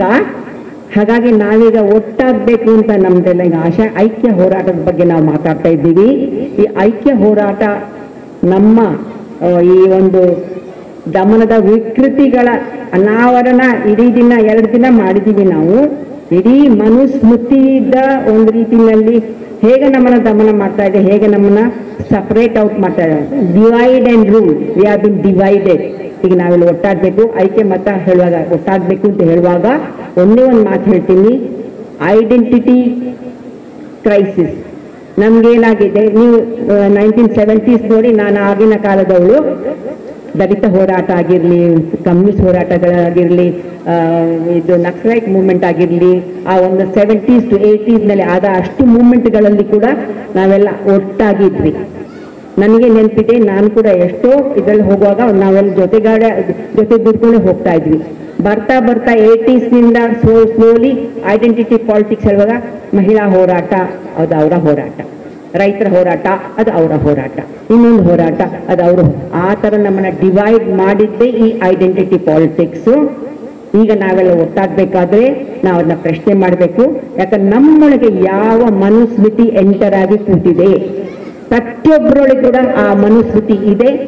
ನನ್ನಲ್ಲೂ ಇದೆ, ನಿಮ್ಮಲ್ಲೂ ಇದೆ, ಎಲ್ಲರಲ್ಲೂ ಇದೆ. ಯಾಕಂದ್ರೆ ಅಷ್ಟು ದಮನದ ನೀತಿಗಳು ಪೂರ್ತಿ ಮನುಸ್ಮೃತಿಯ ಒಂದು ಅನಾವರಣನೇ ಹೊರತು ನಿಜವಾಗ್ಲೂ ಪ್ರಜಾಪ್ರಭುತ್ವದ ಅನಾವರಣ ಆಗಿಲ್ಲ.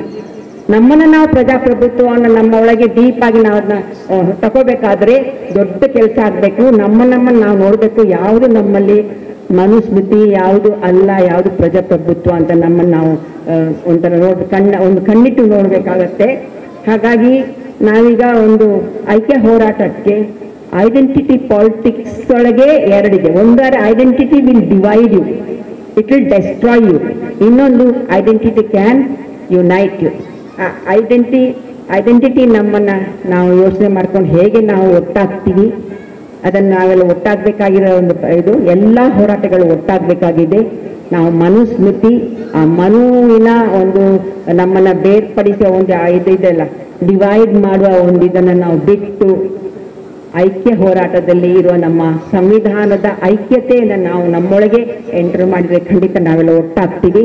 ಹಾಗೆ ಒಂದು ಹೋರಾಟ ಮಾಡಬೇಕಾದ್ರೆ ನಮ್ಮ ಈ ಒಂದು ವೈಜ್ಞಾನಿಕ ಮನೋಭಾವ ಬೆಳೆಸಬೇಕಾಗತ್ತೆ. ಯಾಕಂದರೆ ವೈಜ್ಞಾನಿಕ ಮನೋಭಾವನೆ ಆ ಒಂದು ಸಂವಿಧಾನದ ಆಶಯ. ಹಾಗಾಗಿ ನಾವೆಲ್ಲ ಒಟ್ಟಾಗಬೇಕು ಅಂತ ಹೇಳ್ತಾ ನನ್ನ ಮಾತುಗಳು ಮುಗಿಸ್ತೀನಿ. Thank you very much.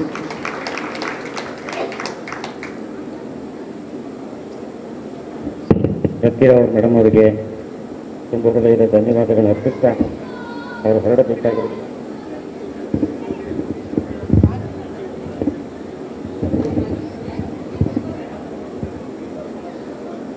Madam ಅವರಿಗೆ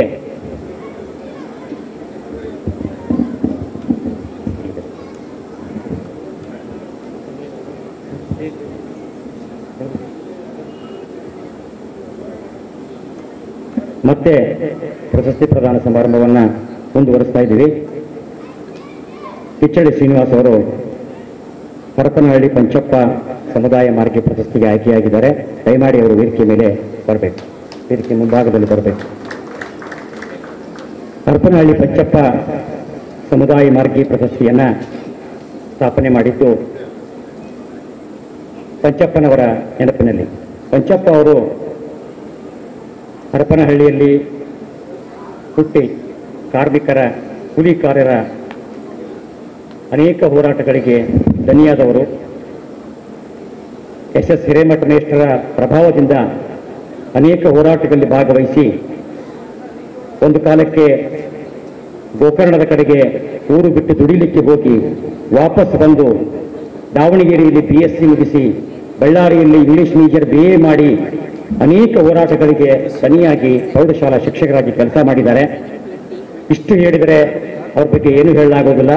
ಬಹಳ ಮುಖ್ಯವಾಗಿ ಅಷ್ಟು ಕಷ್ಟದ ಸನ್ನಿವೇಶದಲ್ಲಿಯೂ ಕೂಡ ಅವರು ಇಂಗ್ಲಿಷ್, ತೆಲುಗು, ತಮಿಳು, ಕೊಂಕಣಿ, ಕನ್ನಡ, ಹಿಂದಿ ಹೀಗೆ 7 ಭಾಷೆಗಳಲ್ಲಿ ಮಾತನಾಡ್ತಕ್ಕಂಥ ಪಂಚಪ್ಪ ಅವರು ಅನೇಕ ಬೆತ್ತಲ ಸೇವೆ ಹೋರಾಟಗಳಿರ್ಬೋದು, ಅಸ್ಪೃಶ್ಯತೆ ಹೋರಾಟಗಳಿರ್ಬೋದು, ದೇವದಾಸಿ ಪದ್ಧತಿ ಇರಬಹುದು, ಅನೇಕ ಹೋರಾಟಗಳಿಗೆ ದನಿಯಾಗಿರ್ತಕ್ಕಂಥ ನಮ್ಮ ಪಂಚಪ್ಪ ಸಮುದಾಯ ಮಾರ್ಗಿ ಪ್ರಶಸ್ತಿಯನ್ನು ಈ ಸಲ ನಾವು ಪಿಚ್ಚಡಿ ಶ್ರೀನಿವಾಸ್ ಅವರಿಗೆ ಕೊಡ್ತಾ ಇದ್ದೀವಿ. ಪಿಚ್ಚಡಿ ಶ್ರೀನಿವಾಸ್ ಅವರ ಪರಿಚಯವನ್ನು ಸಂಕ್ಷಿಪ್ತವಾಗಿ ಹೇಳ್ತಾ ಇದ್ದೀನಿ. ಅವರು ಕರ್ನಾಟಕಕ್ಕೆ ಅವರನ್ನು ಪರಿಚಯ ಮಾಡಿಕೊಡ್ಬೇಕಂತ ಅಗತ್ಯ ಇಲ್ಲ. ಕರ್ನಾಟಕದ ದಲಿತ ಸಂಘರ್ಷ ಸಮಿತಿ ಹುಟ್ಟಿಕೊಂಡ ನಂತರ ಅದನ್ನು ಹಾಡುಗಳ ಮುಖಾಂತರ ದಲಿತ ಚಳವಳಿಯನ್ನು ಮುಟ್ಟಿಸಿದಂಥವರು ನಮ್ಮ ಪಿಚ್ಚಡಿ ಶ್ರೀನಿವಾಸ್ ಅವರು. ನೀವು ನಂಬ್ತೀರೋ ಇಲ್ವೋ, ಅವರು ಒಬ್ಬ ಕಲಾವಿದರು. ಒಬ್ಬ ದೇವನೂರು ಮಹಾದೇವ ಅವರು, ಒಬ್ಬ ಸಿದ್ದಲಿಂಗಯ್ಯನವರು, ಒಬ್ಬ ಕೊಟ್ಟಗಾನಹಳ್ಳಿ ರಾಮಯ್ಯನವರು ಇಡೀ ಕರ್ನಾಟಕದ ದಲಿತ ಚಳವಳಿಗೆ ಒಂದು ದಿಕ್ಕನ್ನು ಕೊಟ್ಟರೆ ಆ ದಿಕ್ಕಿನಲ್ಲಿ ಆ ಅಕ್ಷರಗಳನ್ನು ಮನೆ ಮನೆಗೆ ಹೋಗಿ ಮುಟ್ಟಿಸಿದಂಥ ಏಕೈಕ ವ್ಯಕ್ತಿ ನಮ್ಮ ಪಿಚ್ಚಡಿ ಶ್ರೀನಿವಾಸ್ ಅವರು. ಕರ್ನಾಟಕ ಜನಪದ ಅಕಾಡೆಮಿಯ ಅಧ್ಯಕ್ಷರಾಗಿ ಅವರು ಕೆಲಸ ಮಾಡಿದ್ದಾರೆ. ಅವರು ಒಂದು ಕಲಾವಿದರ ಬಗ್ಗೆ ಅವರಿಗಿರೋ ಕಾಳಜಿಯನ್ನು ನಿಮಗೆ ಹೇಳ್ತೀನಿ. ಒಂದು ಮಾಶಾಸನ ಅನ್ನುವಂಥ ಒಂದು ಯೋಜನೆ ಇದೆ ಇಲಾಖೆಯಲ್ಲಿ. ಅವರು ಹಳ್ಳಿಗಾಡಿನಿಂದ ಬಂದಿರತಕ್ಕಂಥ ಅನೇಕ ಮುಗ್ಧಗಾಡಿನ ಕಲಾವಿದರಿಗೆ 2,000 ರೂಪಾಯಿ ಏನು ಇಲಾಖೆ ಮಾಶಾಸನ ಕೊಡ್ತದೆ, ಬಾಗಿಲ ಹಾಕೊಂಡ್ಬಿಟ್ಟು ಇನ್ನೊಬ್ರು ಯಾರ ಕಲಾವಿದರು ಅವ್ರನ್ನ ಇನ್ನೊಬ್ಬರ ಜೊತೆ ಕರ್ಕೊಂಡು ಬಂದಿದ್ರೆ ಅವರೆಲ್ಲರೂ ಹೊರಗೆ ಹಾಕಿ ಸ್ವತಃ ಅವರೇ ಕಲಾವಿದರು ಕುಂದಿಸ್ಕೊಂಡು ಅವ್ರು ಏನು ವಾದ್ಯ ನುಡಿಸ್ತಾರೆ, ಏನು ಹಾಡ್ತಾರೆ, ಏನು ಕುಣಿತಾರೆ, ಪ್ರತ್ಯಕ್ಷವಾಗಿ ಒಂದು ಸಂಭ್ರಮದ ಹಬ್ಬದ ರೀತಿಯಂತ ಮಾಶಾಸನದ ಸಂದರ್ಶನವನ್ನ ಒಂದು ಕರ್ತವ್ಯ, ಅದನ್ನು ಹಬ್ಬವನ್ನಾಗಿ ಪರಿವರ್ತಿಸಿದವರು ನಮ್ಮ ಪಿಚ್ಚಡಿ ಶ್ರೀನಿವಾಸ್ ಅವರು. ಹಾಗಾಗಿ ಇವತ್ತು ನಾವು ಅವರ ಅನೇಕ ಹಾಡುಗಳು ಭಿನ್ನ ಭೇದವ ಮಾಡಬೇಡಿರಿ, ಆ ಹಾಡನ್ನಂತೂ ಕೂಡ ಕರ್ನಾಟಕದಲ್ಲಿ ಮನೆ ಮನೆಗೆ ಮುಟ್ಟಿಸಿದ್ದಾರೆ. ಅವರ ಬದುಕೇ ಒಂದು ಹಾಡು, ಅವರ ಜೀವನವೇ ಒಂದು ಹಾಡು. ಆ ಹಾಡನ್ನು ಅಕ್ಷರಗಳ ಮುಖಾಂತರ ನಮಗೆ ಕೆಲವರು ಕೊಟ್ಟಿದ್ದಾರೆ. ಆ ಅಕ್ಷರವನ್ನು ಇವರು ಮನೆಗೆ ಕೊಟ್ಟಿಸಿದಂಥ ಏಕೈಕ ವ್ಯಕ್ತಿ ಪಿಚ್ಚಡಿ ಶ್ರೀನಿವಾಸ್ ಅವರಿಗೆ ಇವತ್ತು ಈ ಪ್ರಶಸ್ತಿ ಪ್ರದಾನ ಸಮಾರಂಭವನ್ನು ಏರ್ಪಡಿಸಿದ್ದೀವಿ. ಇನ್ನೊಬ್ಬರು ಪ್ರಶಸ್ತಿ ಪುರಸ್ಕರ್ತರು ಅಂಬುಬಾಯಿ ಮಾಳ್ಗೆಯವರು. ಅವ್ರ ಬಗ್ಗೆ ನಮ್ಮ ಶ್ರೀನಿವಾಸ್ ಅವರು ಪರಿಚಯ ಮಾಡಿಕೊಡ್ತಾರೆ.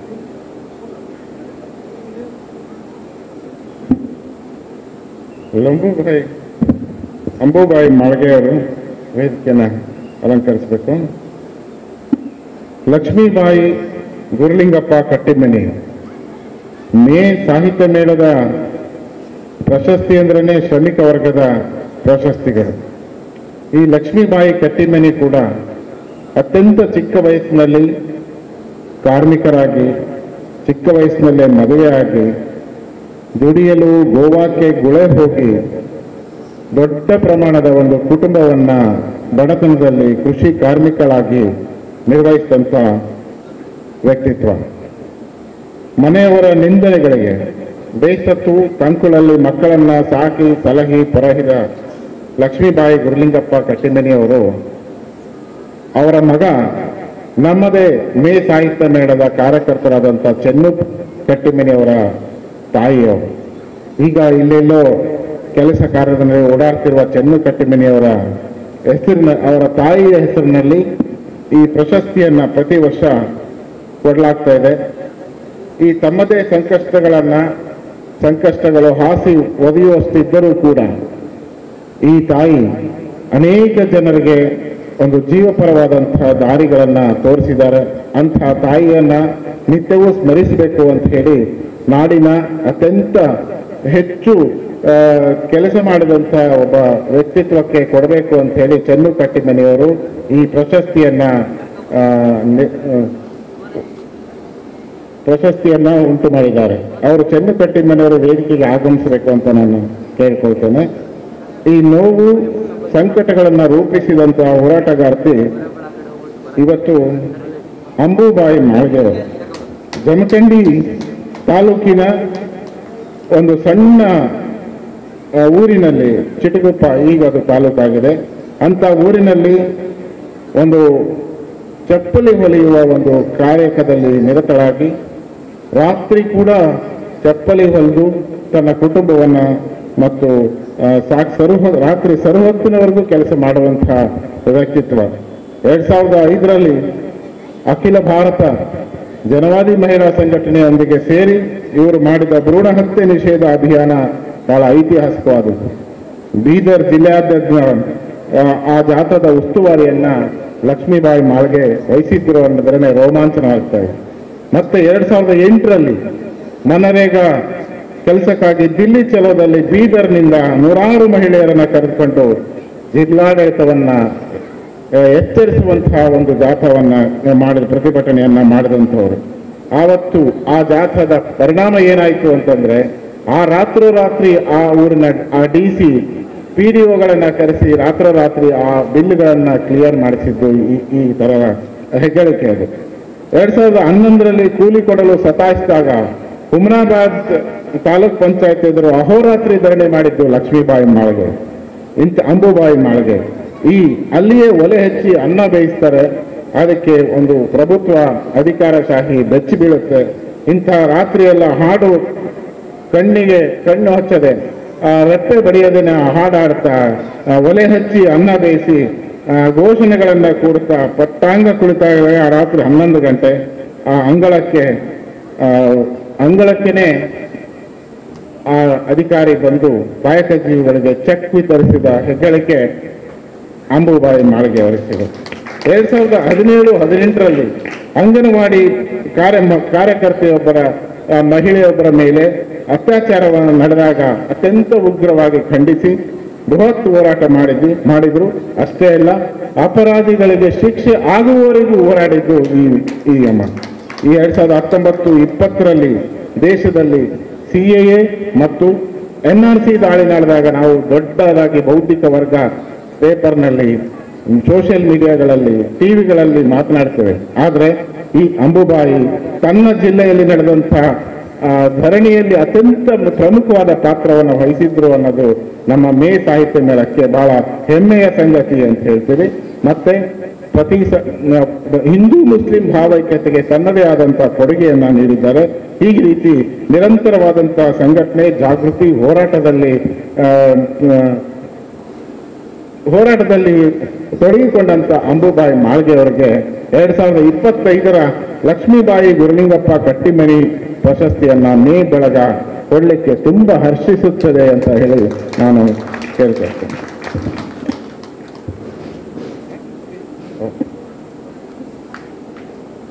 ಇನ್ನೊಂದು ಬಹಳ ಮಹತ್ವದ ಪ್ರಶಸ್ತಿ ಕೂಡ ನಮ್ಮ ನಡುವಿನ ಸೃಜನಶೀಲ ಕಥೆಗಾರ ಗೆಳೆಯರು ಆದಂತಹ ಹಿರಿಯ ಕಥೆಗಾರರಾದಂತಹ ಮಹಾಂತೇಶ್ ನವಲ್ಕಲ್ ಅವರ ತಾಯಿ ಶಾಂತವೀರಮ್ಮ ಹೆಸರಿನಲ್ಲಿ ಕೊಡಮಾಡ್ತಾ ಇರುವಂತ ಈ ಪ್ರಶಸ್ತಿ ಬಹಳ ಮಹತ್ವದ್ದು. ಏಕೆಂದ್ರೆ ಬಸವ ಪರಂಪರೆಯನ್ನ ಮುಂದುವರಿಸಿಕೊಂಡು ಹೋದಂಥ, ದಾಸೋಹ ಪರಂಪರೆಯನ್ನ ಮುಂದುವರಿಸಿಕೊಂಡು ಹೋದಂಥ ಒಬ್ಬ ಸಣ್ಣ ಒಂದು ಗ್ರಾಮದ ನವಲ್ಕಲ್ ಬೃಹನ್ಮಠವನ್ನ ನಡೆಸ್ತಾ ಆ ದಾಸೋಹವನ್ನ ಹಸಿದು ಬಂದವರಿಗೆ ರಾತ್ರಿ ಹಗಲು ಎನ್ನದೆ ಮೊದಲು ಊಟ ಮಾಡಿ ಎಂದು ನಿರಂತರವಾಗಿ ಸೇವೆಗೈತಾ ಇದ್ದಂಥ ಶಾಂತವೀರಮ್ಮ ನವಲ್ಕಲ್ ಅವರ ಹೆಸರಿನಲ್ಲಿ ಮಹಾಂತೇಶ್ ಅವರು ಕೊಡಮಾಡುವ ಈ ಪ್ರಶಸ್ತಿ ನಮ್ಮ ಮೇ ಸಾಹಿತ್ಯ ಮೇಳದ ಪ್ರತಿ ವರ್ಷದ ಪದ್ಧತಿಯಂತೆ ಈ ವರ್ಷ ಕೂಡ ನಮ್ಮ ಜನ ಚಳುವಳಿಗಳ ಒಡನಾಡಿ ನಮ್ಮ ನಡುವಿನ ಎಲ್ಲರ ಅಕ್ಕ ಸಬಿಹಾ ಭೂಮಿಗೌಡ ಅವರಿಗೆ ತಂದಿದೆ. ಈ ಸಂದರ್ಭದಲ್ಲಿ ಅವರನ್ನ ಮೇ ಸಾಹಿತ್ಯ ಮೇಳ ಪರವಾಗಿ ಹೃತ್ಪೂರ್ವಕವಾಗಿ ಅಭಿನಂದಿಸ್ತಾ ಇದ್ದೇವೆ. ಸೊ ಇಂದಿಗೂ ಕೂಡ ಆ ತಾಯಂದಿರು ಈ ಪ್ರಶಸ್ತಿಯ ಹೆಗ್ಗಳಿಕೆ ಏನಂತಂದ್ರೆ, ಶಾಂತವೀರಮ್ಮ ಅವರು ತನ್ನ ಪತಿಯನ್ನ ಕಳೆದುಕೊಂಡ ನಂತರ ಕೂಡ ಏಕಾಂಗಿಯಾಗಿ ಅವರು ತಮ್ಮ ಅಕ್ಕಂದಿರೊಂದಿಗೆ ಆ ಮಠವನ್ನ ಮತ್ತು ಆ ದಾಸೋಹ ಪ್ರಕ್ರಿಯೆಯನ್ನ ಮುಂದುವರಿಸ್ಕೊಂಡು ಬರ್ತಾರೆ ಮತ್ತು ಸಾಮಾಜಿಕವಾಗಿ ಬಹಳ ಕೆಲಸಗಳನ್ನ ಮಾಡ್ತಾರೆ. ಆ ನಿಟ್ಟಿನಲ್ಲಿ ಅವರ ತಾಯಿಯ ನೆನಪನ್ನ ಸದಾ ಹಸಿರಾಗಿರುವ ನಿಟ್ಟಿನಲ್ಲಿ ಮಹಾಂತೇಶ್ ಅವರು ಸಾಮಾಜಿಕವಾಗಿ ಕಥೆಗಾರ್ತಿಯಾಗಿ ಪ್ರಸ್ತುತವಾಗಿರುವಂತಹ ಒಬ್ಬ ಶ್ರಮಜೀವಿಯವರಿಗೆ ಈ ಪ್ರಶಸ್ತಿಯನ್ನ ಕೊಡಬೇಕು ಅಂತ ಹೇಳಿ ಅವರು ಈ ಪ್ರಶಸ್ತಿಯನ್ನ ಕೊಡಮಾಡ್ತಾ ಇದ್ದಾರೆ. ಅವರು ವೇದಿಕೆಗೆ ಆಗಮಿಸಬೇಕು ಅಂತ ಕೇಳ್ತೇನೆ. ಇನ್ನು ಈ ಚಳುವಳಿಯ ಒಡನಾಡಿ ಸಬಿಹಾ ಭೂಮಿಗೌಡ ಅವರದ್ದು ನಾನು ಅವ್ರ ಬಗ್ಗೆ ಹೇಳಲೇಬೇಕು. ನಮಗೆ ನಿಮಗೆಲ್ಲ ಗೊತ್ತಿರುವಂತೆ ಅವರು ಕನ್ನಡದ ಒಂದು ಮಹತ್ವದ ವಿಮರ್ಶಕಿಯಾಗಿ, ಕಥೆಗಾರ್ತಿಯಾಗಿ ಮತ್ತು ಸೂಕ್ಷ್ಮತೆಯನ್ನ ಹೊಂದಿರುವಂತ, ಬದ್ಧತೆ ಇರುವಂತ ಒಬ್ಬ ಮಹಿಳೆ ಅಂತ ಹೇಳ್ಬೋದು. ಅಷ್ಟೇ ಅಲ್ಲ, ಒಂದು ಆಡಳಿತ ಸಾಮರ್ಥ್ಯವನ್ನ ಹೊಂದಿರುವಂತ ಒಬ್ಬ ಬಹಳ ಮಹತ್ವದ ಆಡಳಿತ ಅಧಿಕಾರಿಗಳಾಗಿ ಕೂಡ ಒಂದು ಯೂನಿವರ್ಸಿಟಿಯ ಕುಲಪತಿಗಳಾಗಿ ಕೂಡ ಕೆಲಸ ಮಾಡಿ ಅತ್ಯುತ್ತಮವಾಗಿ ಕೆಲಸ ಮಾಡಿದ್ದಾರೆ. ಇವರು ಬಹಳಷ್ಟು ಜನರಿಗೆ ಮಂಗಳೂರಿನವರ ಅಂತ ಅನಿಸ್ಬೋದು. ಆದರೆ ಇವರು ಉತ್ತರ ಕರ್ನಾಟಕದ ನಮ್ಮ ರೋಣದ ಗದಗ ಜಿಲ್ಲೆಯ ರೋಣ ತಾಲೂಕಿನ ಗಜೇಂದ್ರಗಡದವರು ಅಂತ ಹೇಳೋದಕ್ಕೆ ನನಗೆ ಹೆಮ್ಮೆ ಅನಿಸುತ್ತೆ. ಹಾಗೇನೆ ಇವರ ಓದು, ಅಭ್ಯಾಸ ಮತ್ತು ತಂದೆಯವರ ಕೆಲಸದ ನಿಮಿತ್ತ ಮಂಗಳೂರಿನಲ್ಲಿ ಓದಿ ಅಲ್ಲಿಯೇ ಕೂಡ ಆ ಕಾಲದಲ್ಲಿಯೇ ಭೂಮಿಗೌಡ ಅವರನ್ನ ತಮ್ಮ ಸಂಗಾತಿಯನ್ನಾಗಿ ಮಾಡಿಕೊಂಡು ಇವತ್ತಿಗೂ ಕೂಡ ಒಂದು ಇಡೀ ನಮ್ಮ ಸಾಮಾಜಿಕ ಒಂದು ಬದುಕಿಗೆ ಒಂದು ದೊಡ್ಡದಾದಂಥ ಪ್ರೇರಣೆ ಮತ್ತು ಸಂದೇಶವನ್ನ ನೀಡಿದ್ದಾರೆ.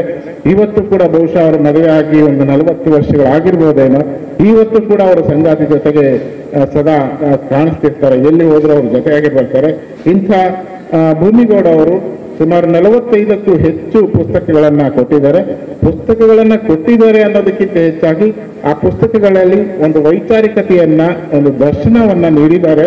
ಇಂಥ ಒಂದು ಮಹತ್ವದ ಕಥೆಗಾರ್ತಿ ಮತ್ತು ಸೂಕ್ಷ್ಮವಾಗಿ ನ್ಯಾಯಪರವಾಗಿ ಆಲೋಚಿಸುವಂತಹ ಸಬಿಹಾ ಭೂಮಿಗೌಡ ಅವರಿಗೆ ನವಲ್ಕಲ್ ಬೃಹನ್ಮಠ ಶಾಂತವೀರಮ್ಮ ಪ್ರಶಸ್ತಿ ಲಭಿಸಿದ್ದಕ್ಕೆ ನನ್ನ ಮತ್ತು ನಮ್ಮ ಮೇ ಸಾಹಿತ್ಯ ಮೇಳ ಬಳಗದ ಎಲ್ಲರ ಪರವಾಗಿ ತುಂಬು ಹೃದಯದ ಅಭಿನಂದನೆಗಳನ್ನು ಸಲ್ಲಿಸ್ತೇನೆ.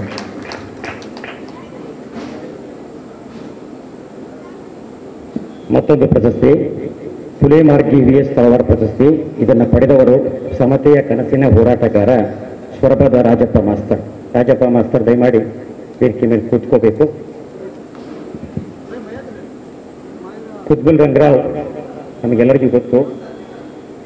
ಒಬ್ಬ ದಲಿತ ಹುಡುಗ ತನ್ನ ಕಾರನ್ನ ರಸ್ತೆಯಲ್ಲಿ ತೆಗೆದುಕೊಂಡು ಬಂದು ಅದರ ಧೂಳು ನನ್ನ ಕಣ್ಣಲ್ಲಿ ಬಿದ್ದರೆ ನನ್ನ ಜನ್ಮ ಸಾರ್ಥಕ ಅಂತ ಹೇಳಿದಂಥ ಕುತ್ಬುಲ್ ರಂಗ ಅವರು ಮಂಗಳೂರಿನವರು. ಪುಲೆ ನಮಗೆಲ್ಲ ಗೊತ್ತು. ಬಾಬಾ ಸಾಹೇಬರು ಮಹಾತ್ಮ ಅಂತ ಕರೆದಿದ್ದು ಪುಲೆಗೆ ಮಾತ್ರ. ಅಂಥ ಹಾದಿಯಲ್ಲಿ ಶ್ರಮಿಸಿದ ಅನೇಕ ಜೀವಿಗಳು ನಮ್ಮ ಕರ್ನಾಟಕದಲ್ಲಿದ್ದಾವೆ. ಅಂಥ ಒಂದು ಪ್ರಮುಖ ಜೀವ VS ತಳವಾರ್ ಅವರು. ತಳವಾರ್ ಅವರು ನಿಮಗೆಲ್ಲ ಗೊತ್ತು, ಅವಿಭಜಿತ ರಾಯಚೂರು ಜಿಲ್ಲೆಯ ದ್ಯಾಂಪುರದವರು, ಯಲಬುರ್ಗ ತಾಲೂಕಿನ ದ್ಯಾಂಪುರ ಅಂದ ತಕ್ಷಣ ನಮಗೆ ನೆನಪಾಗೋದು ಸಿದ್ದಯ್ಯ ಪುರಾಣಿಕರು, ಮೊದಲ ಮಾನವನಾಗುವಂಥ ಪದ್ಯ ಬರೆದವರು. ಸಿದ್ದಯ್ಯ ಪುರಾಣಿಕವರ ತಮ್ಮ ಒಬ್ಬರಿದ್ದರು, ಕೃಷ್ಣಮೂರ್ತಿ ಬಸವರಾಜ್ ಪುರಾಣಿಕವರು. ಅವರು ಎಂಥ ವಿದ್ವಾಂಸರು ಅಂದರೆ ಅವರು ಬೆಳಕಿಗೆ ಬರಲಿಲ್ಲ. ಬಾಗಲಕೋಟೆಯಲ್ಲಿ ಬಸವೇಶ್ವರ ಇಂಜಿನಿಯರಿಂಗ್ ಕಾಲೇಜಿನಲ್ಲಿ ಅವರು 15 ವರ್ಷ ಪ್ರಿನ್ಸಿಪಾಲರಾಗಿದ್ದರು. ಅವ್ರು ಎಷ್ಟು ಸಂಭಾವಿತ ವ್ಯಕ್ತಿ ಅಂದರೆ ಸಂಗೀತಗಾರರು ಕೂಡ, ಒಳ್ಳೆ ಸಿತಾರವಾದಕರು. ಅವರ ಅಣ್ಣ ದೊಡ್ಡ ಅಧಿಕಾರಿಯಾಗಿ ಲೇಖಕರಾಗಿ ಕೆಲಸ ಮಾಡಿದರು. ಇವರು ಎಲೆಮರಿಯ ಕಾಯಿಯಾಗಿ ಉಳ್ಕೊಂಡ್ಬಿಟ್ರು ಬಸವರಾಜ ಪುರಾಣಿಕರು. ಅವರು ಬಸವರಾಜ ಪುರಾಣಿಕರವರು ನಮ್ಮ BH ತಳವಾರ್ ಅವರಿಗೆ ಇಂಗ್ಲಿಷಿನ ಗುರುಗಳು. ಒಬ್ಬ ತಳ ಸಮುದಾಯದ ವ್ಯಕ್ತಿ ಇಂಗ್ಲಿಷ್ ಭಾಷೆಯನ್ನ ಕಲಿತುಕೊಂಡ್ರೆ ಎಷ್ಟು ತನ್ನ ಬದುಕನ್ನು ವಿಸ್ತರಣೆ ಮಾಡಬಹುದು, ಸಾಮಾಜಿಕ ಚಳವಳಿಗೆ ತನ್ನ ತೊಡಗಿಸಿಕೊಡ್ಬೋದು ಅನ್ನೋದಕ್ಕೆ ನಮ್ಮ BH ತಳವಾರ್ ಅವರು ಸಾಕ್ಷಿ. ಆಗಿನ ಕಾಲದಲ್ಲಿ ಅವರು ಇಂಗ್ಲಿಷ್ ಓದಿ ತಮ್ಮ ಸಂಬಳದಲ್ಲಿ ದಲಿತ ಹೋರಾಟದ ಚಳವಳಿಗೆ ಮನೆ ಮನೆಗೆ ಹೋಗಲಿಕ್ಕೆ ಅವತ್ತಿನ ಚಳವಳಿಗಾರರಿಗೆ ಒಂದು ಕಾರನ್ನ ತನ್ನ ಸಂಬಳದಲ್ಲಿ ಕೊಡ್ತಕ್ಕಂಥ ಏಕೈಕ ವ್ಯಕ್ತಿ ನಮ್ಮ BH ತಳವಾರ್. ಅಂಥ ಪ್ರಶಸ್ತಿಯನ್ನ ಯಾರಿಗೆ ಕೊಡಬೇಕು ಅಂತ ಪ್ರಶ್ನೆ ಬಂದಾಗ ನಮ್ಮ ಮೇ ಸಾಹಿತ್ಯ ಬಳಗಕ್ಕೆ ಸಿಕ್ಕವರು ಸೊರಬದ ರಾಜಪ್ಪ ಮಾಸ್ತರ್. ಸೊರಬದ ರಾಜಪ್ಪ ಮಾಸ್ತರ್ ತೋಟದ ಮಂಚಪ್ಪ ಮತ್ತು ಬಂಗಾರಪ್ಪ ಅವರ 12ನೇ ಮಗು. ಪ್ರೌಢಶಾಲಾ ಶಿಕ್ಷಣವನ್ನ ಶಿವಮೊಗ್ಗದಲ್ಲಿ ಪಡೆದುಕೊಂಡಿರತಕ್ಕಂಥ ಪಂಚಪ್ಪ ಅವರು BSc B.Ed ಮಾಡಿದ್ದಾರೆ. ವೃತ್ತಿಯಿಂದ ಅವರು ಶಿಕ್ಷಕರು.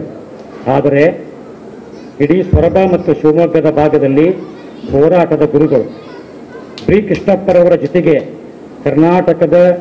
ಕರ್ನಾಟಕದಲ್ಲಿ ದಲಿತ ಸಂಘರ್ಷ ಸಮಿತಿಯನ್ನು ಹುಟ್ಟು ಹಾಕಲಿಕ್ಕೆ ಕೃಷ್ಣಪ್ಪನವರ ಜೊತೆಗೆ ಕೆಲಸ ಮಾಡಿದಂಥ ಬೆರಳಿಕೆಯ ವ್ಯಕ್ತಿಗಳಲ್ಲಿ ಅತ್ಯಂತ ಪ್ರಮುಖ ವ್ಯಕ್ತಿ ಅಂತಂದ್ರೆ ನಮ್ಮ ರಾಜಪ್ಪ ಮೇಷ್ಟ್ರು. ಶಾಂತವೇರಿ ಗೋಪಾಲ್ ಗೌಡರು, ಬಿ ಕೃಷ್ಣಪ್ಪನವರು, UR ಅನಂತಮೂರ್ತಿ, ಲಂಕೇಶ್, ಪೂರ್ಣಚಂದ್ರ ತೇಜಸ್ವಿ ಅವರೆಲ್ಲರ ಜೊತೆಗೆ ಒಡನಾಟ ಇಟ್ಕೊಂಡಿರ್ತಕ್ಕಂಥ ನಮ್ಮ ರಾಜಪ್ಪ ಮೇಷ್ಟ್ರು ಅಂಬೇಡ್ಕರ್ ವಾದ ಮತ್ತು ಸಮಾಜವಾದವನ್ನ ಒಟ್ಟಿಗೆ ಸೇರಿಸಿಕೊಂಡು ಹೋಗಬೇಕು ಅನ್ನುವಂಥ ತಾತ್ವಿಕತೆಯನ್ನ ತುಂಬ ಗ್ರೌಂಡ್ ಲೆವೆಲಲ್ಲಿ ಮಾಡಿ ಇಡೀ ಈವರೆಗೂ ಕೂಡ ಚಳವಳಿಯನ್ನ ಮುನ್ನಡೆಸಿಕೊಂಡು ಬಂದಿರತಕ್ಕಂಥ ವ್ಯಕ್ತಿ. ಸ್ವತಃ ಅವರ ತಾಯಿ ಅವರ ಬಗ್ಗೆ 4 ಸಾಲ ಬರೆದಿದ್ದಾರೆ. ಸೊರಬದ ಕಚೇರಿ ಅರಗಿನ ಮುಂಡಿಗಿ ಹೊರಗೆ ಕುಳಿತು ಕಾಜಗ ಬರೆಯುವ ರಾಜಪ್ಪಗೆ ದೊರೆಯದ್ದು ಕೈಯ ಮುಗದಾನ ಅಂತ. ಅಂಥ ರಾಜಪ್ಪ ಮೇಷ್ಟ್ರು ಅವರು ಒಬ್ಬ ವಿಜ್ಞಾನದ ಮೇಷ್ಟ್ರು. ಸ್ಕೂಲಲ್ಲಿ ಬರೀ ವಿಜ್ಞಾನ ಹೇಳಲಿಲ್ಲ, ಬೀದಿಗಳಲ್ಲಿ ವೈಚಾರಿಕತೆಯನ್ನು ಹರಡಿದರು. ಅಂಥ ವೈಚಾರಿಕತೆಯನ್ನು ಹರಡಿದ ನಮ್ಮ ಕನ್ನ ಬೆಳಕಿನ ದಾರಿ ರಾಜಪ್ಪ ಮೇಷ್ಟ್ರಿಗೆ ಇವತ್ತು ನಾವು BH ತಳವಾರ್ ಅವರ ಕೊಲೆ ಮಾರ್ಕೆ ಪ್ರಶಸ್ತಿಯನ್ನು ನೀಡ್ತಾ ಇದ್ದೀವಿ.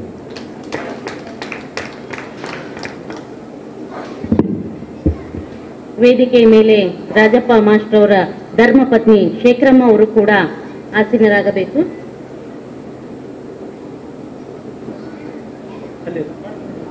ಶೇಖರಮ್ಮ ಅವರು ವೇದಿಕೆಯ ಮೇಲೆ ಆಸೀನರಾಗಬೇಕು.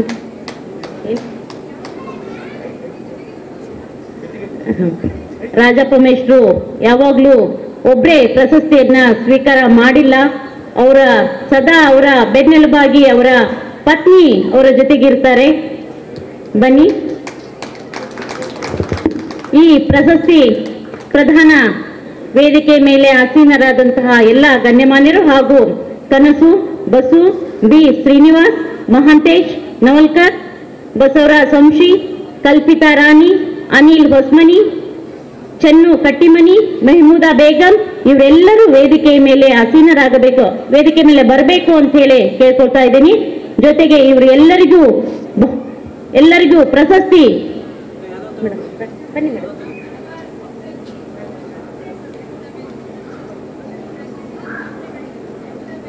ಮೆಹಮೂದಾ ಬೇಗಂ.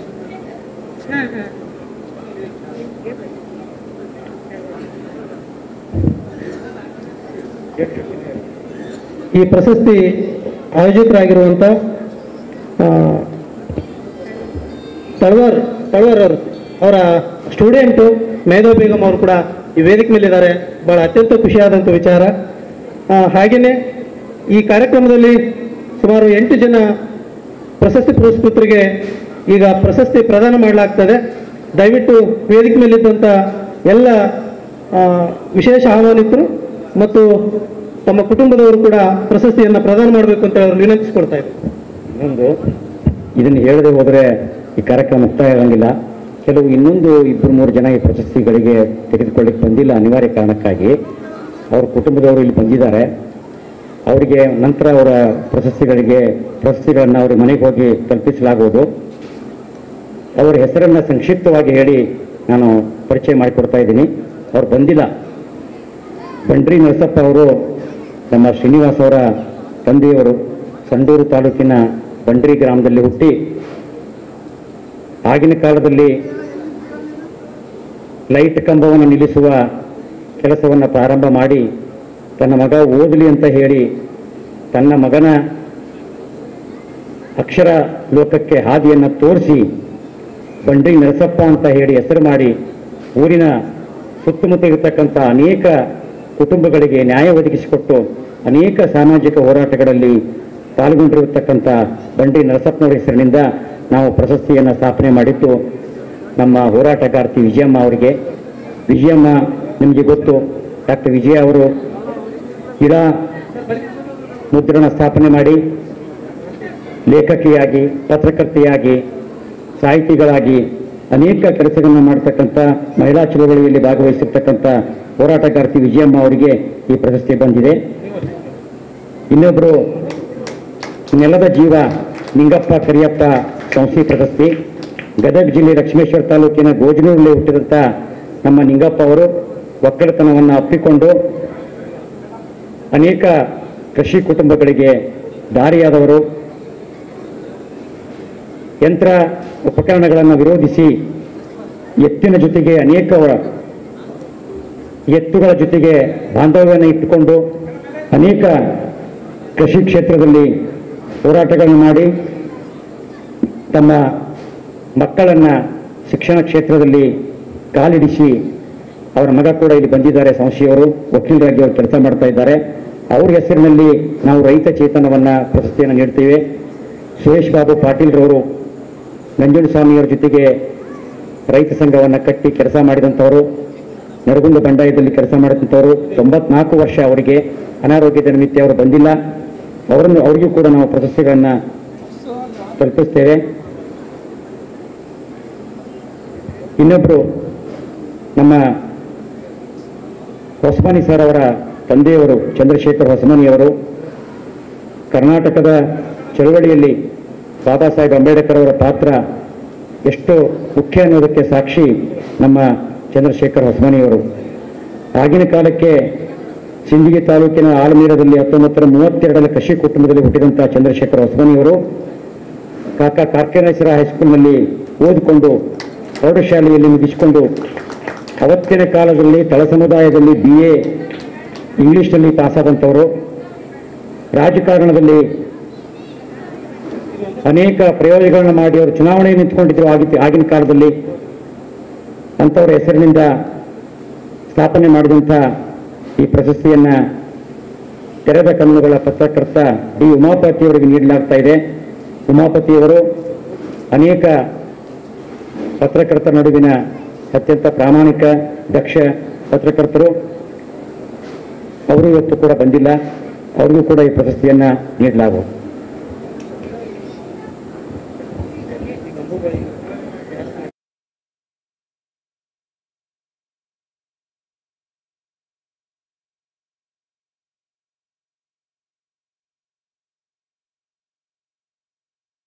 ಅವರಿಗೆ ಪ್ರಶಸ್ತಿಯನ್ನು ಪ್ರದಾನ ಮಾಡಬೇಕು ಅಂತ ಕೇಳ್ಕೊಳ್ತಾ ಇದ್ದೀನಿ.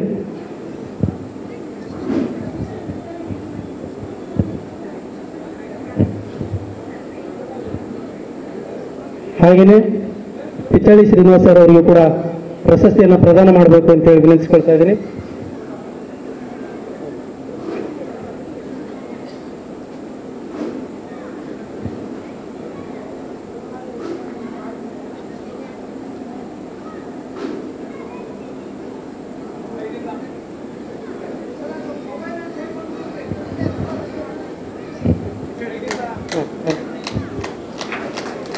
ಇದೀಗ ಪಂಚಪ್ಪ ಸಮುದಾಯ ಮಾರ್ಗಿ ಪ್ರಶಸ್ತಿ ಪಿಚ್ಚಳ್ಳಿ ಶ್ರೀನಿವಾಸ್ ಸರ್ ಅವರಿಗೆ ಪ್ರದಾನ ಮಾಡಬೇಕು ಅಂತ ವಿನಂತಿಸ್ಕೊಳ್ತಾ ಇದ್ದೀನಿ.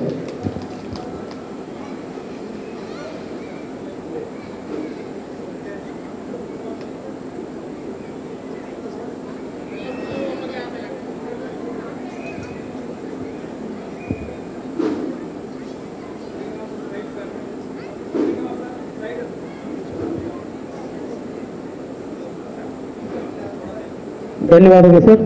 ಅದೇ ರೀತಿಯಾಗಿ VH ತಳವಾರ್ ಪುಲೆ ಮಾರ್ಗಿ ಶಿಕ್ಷಕರ ಪ್ರಶಸ್ತಿ, ಈ ಪ್ರಶಸ್ತಿಯನ್ನು ರಾಜಪ್ಪ ಮಾಸ್ಟರ್ ಅವರಿಗೆ ಪ್ರದಾನ ಮಾಡಬೇಕು ಅಂತೇಳಿ ವೇದಿಕೆ ಮೇಲಿದ್ದವರಲ್ಲಿ ವಿನಂತಿಸಿಕೊಳ್ತಾ ಇದ್ದೀನಿ. ಹಾಗೆಯೇ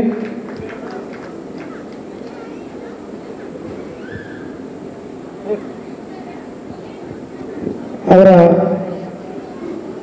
ಶಿಷ್ಯರು ಮಹೇಂದ್ರ ಮೇಡಮ್ ಅವರು ಈ ಪ್ರಶಸ್ತಿಯನ್ನು ಪ್ರದಾನ ಮಾಡಬೇಕು.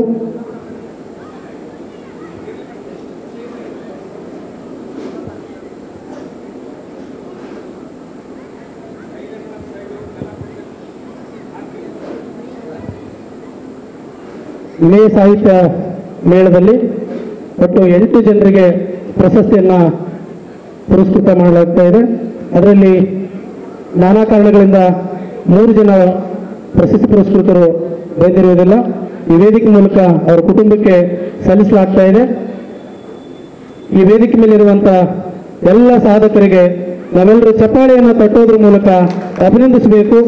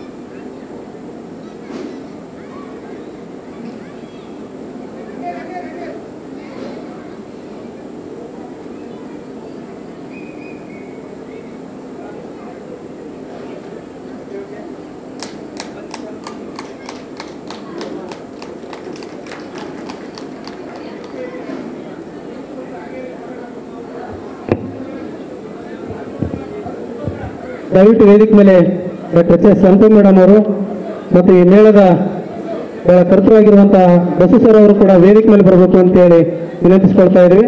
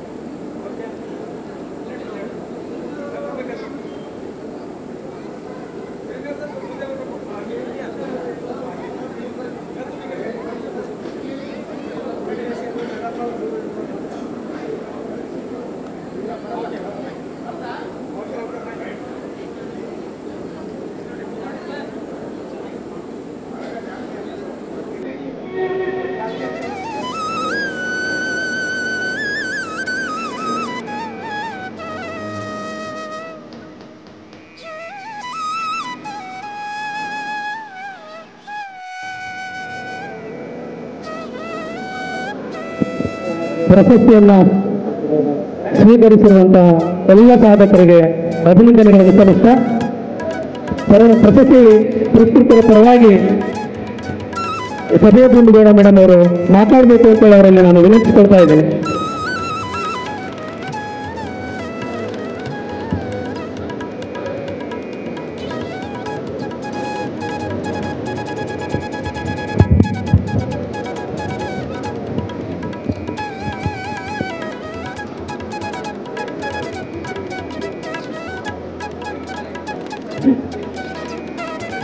ಎಲ್ರಿಗೂ ನಮಸ್ಕಾರ. ಈ ಹೊತ್ತಲ್ಲಿ ಏನನ್ನ ಮಾತಾಡಬೇಕು ಅನ್ನುವಂಥದ್ದು ತುಂಬಾ ಕಷ್ಟದ ಸಂಗತಿ. ಮೇ ಸಾಹಿತ್ಯ ಮೇಳದ 2 ದಿನಗಳ ಕಾರ್ಯಕ್ರಮಗಳ ಕೊನೆಯಲ್ಲಿ ನಾವೆಲ್ಲ ಬಂದು ನಿಂತಿರುವಾಗ ಅವರು ಈ ಸಮಾಜದಲ್ಲಿ ಸಾಕಷ್ಟು ಸಾಮಾಜಿಕವಾಗಿ ಕೆಲಸ ಮಾಡಿದಂಥವರ ನೆನಪಿನಲ್ಲಿ ಕೊಡುವ ಪ್ರಶಸ್ತಿಗಳನ್ನು ಅತ್ಯಂತ ಗೌರವದಿಂದ ಪ್ರೀತಿಯಿಂದ ನಾನು ಮತ್ತು ನನ್ನ ಜೊತೆಗಿರುವ ಎಲ್ಲರೂ ಸ್ವೀಕರಿಸಿದ್ದೀವಿ ಅನ್ನೋದನ್ನ ಮೊದಲು ಹೇಳಲಿಕ್ಕೆ ಇಷ್ಟಪಡ್ತಾ ಇದ್ದೀನಿ. ಮತ್ತು ಇವೆಲ್ಲವೂ ಕೂಡ ಮುಂದಿನ ದಿನಗಳಲ್ಲಿ ನಾವು ಸಾಗ್ತಾ ಇರುವಂಥ ಕೆಲಸಗಳಲ್ಲಿ ಒಂದಷ್ಟು ಪ್ರೇರಣೆಯನ್ನ, ಇನ್ನಿಷ್ಟು ಹೆಚ್ಚಿನ ಪ್ರೇರಣೆಯನ್ನ ನೀಡ್ತವೆ ಅಂತ ನಾನು ಅಂದ್ಕೊಂಡಿದ್ದೀನಿ. ಹಾಗಾಗಿ ಈ ಸಂಘಟನೆಯ ಎಲ್ಲ ಮುಂದಾಳುಗಳಿಗೆ, ನಾಯಕರಿಗೆ ಮತ್ತು ಇದಕ್ಕೆ ಕಾರಣಕರ್ತರಾದಂಥ ಅಭಿಮಾನಿಗಳಿಗೆ ನಾನು ವೈಯಕ್ತಿಕವಾಗಿ ಮತ್ತು ಎಲ್ಲರ ಪರವಾಗಿ ಧನ್ಯವಾದಗಳನ್ನು ಹೇಳ್ತೇನೆ. ನಮಸ್ಕಾರ.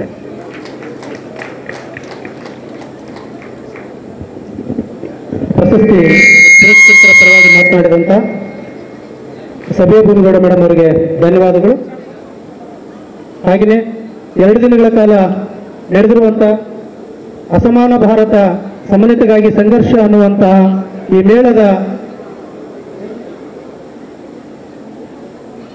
ಕೆಲ ನಿರ್ಣಯಗಳನ್ನು ಮಂಡಿಸಲಿಕ್ಕೆ ಸಮುದಾಯದ ದೇವೇಂದ್ರ ಗೌಡ ಸರ್ ಅವರನ್ನು ನಾನು ವೇದಿಕೆಗೆ ಆಹ್ವಾನಿಸ್ತಾ ಇದ್ದೀನಿ.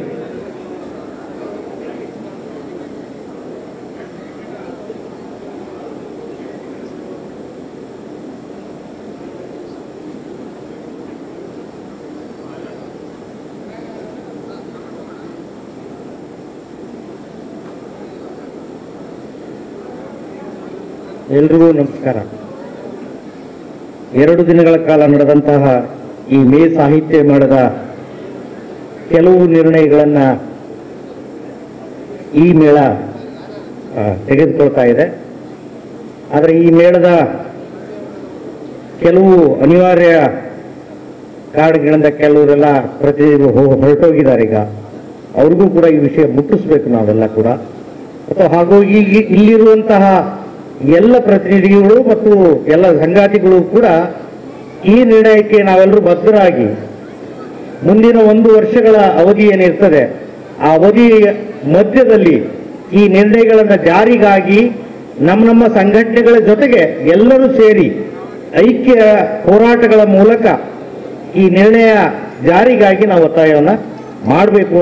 ಆ ಕಾರಣಕ್ಕಾಗಿ ಈ ನಿರ್ಣಯವನ್ನು ಇಲ್ಲಿ ತೆಗೆದುಕೊಳ್ತಾ ಇದ್ದೇವೆ. ಮೊದಲನೇದಾಗಿ ಸಾಮಾಜಿಕ ನ್ಯಾಯಕ್ಕಾಗಿ ನಡೆದಿರುವ ಒಳ ಮೀಸಲಾತಿ ಚಳುವಳಿಯನ್ನ ಈ ಮೇಳ ಬೆಂಬಲಿಸುತ್ತದೆ. ರಾಜ್ಯ ಸರ್ಕಾರ ತಾನೇ ನೀಡಿರುವ ಕಾಲಮಿತಿಯೊಳಗೆ ಅನುಷ್ಠಾನಗೊಳಿಸಲು ಈ ಮೇಳ ಒತ್ತಾಯಿಸುತ್ತದೆ. 2ನೇದು, ಕರಾವಳಿ ಜಿಲ್ಲೆಗಳಲ್ಲಿ ಒಂದು ರೀತಿಯ ಧಾರ್ಮಿಕ ರಿಪಬ್ಲಿಕ್ ಸ್ಥಿತಿ ನಿರ್ಮಾಣವಾಗಿದೆ. ರಾಜ್ಯ ಸರ್ಕಾರ ಕಣ್ಣು ಮುಚ್ಚಿ ಕುಳಿತಿರುವುದು ದುರಂತಮಯ. ತಕ್ಷಣವೇ ಎಲ್ಲ ಪ್ರಯತ್ನಗಳನ್ನು ಇಲ್ಲವಾಗಿಸುವ ದೃಢ ನಿರ್ಧಾರ ರಾಜ್ಯ ಸರ್ಕಾರ ಪ್ರಕಟಿಸಬೇಕು.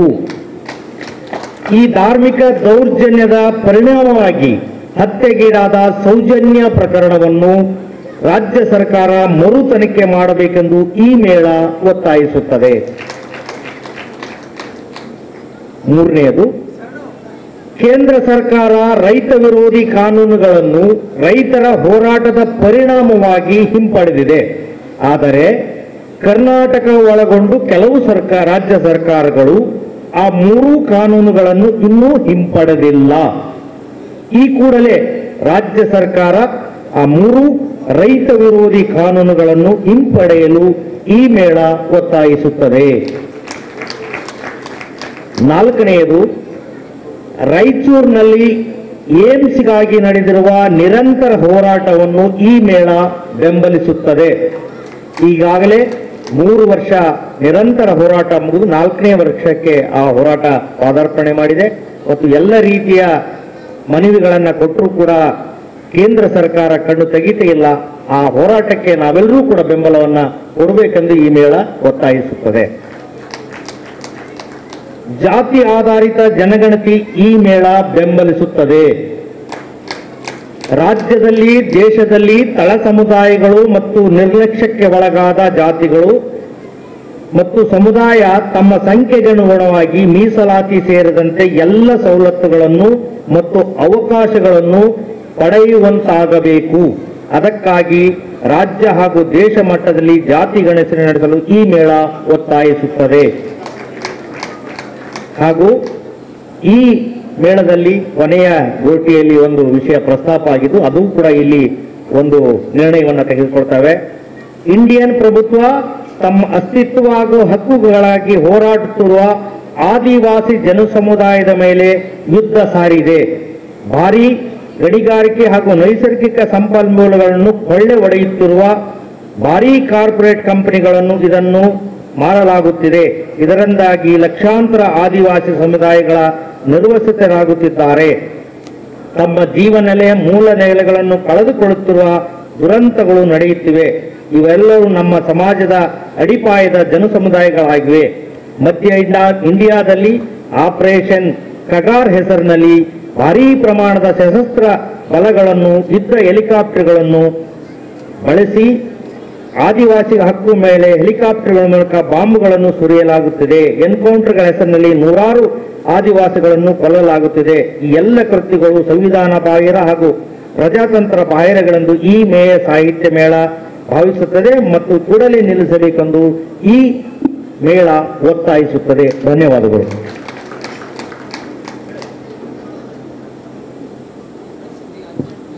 ಈ ಸಮ್ಮೇಳನದ ನಿರ್ಣಾಯಕವಾದಂಥ ವಿಷಯಗಳನ್ನು ಮಂಡನೆ ಮಾಡಿರುವಂಥ ದೇವೇಂದ್ರ ಸರ್ ಅವರಿಗೆ ಧನ್ಯವಾದಗಳು.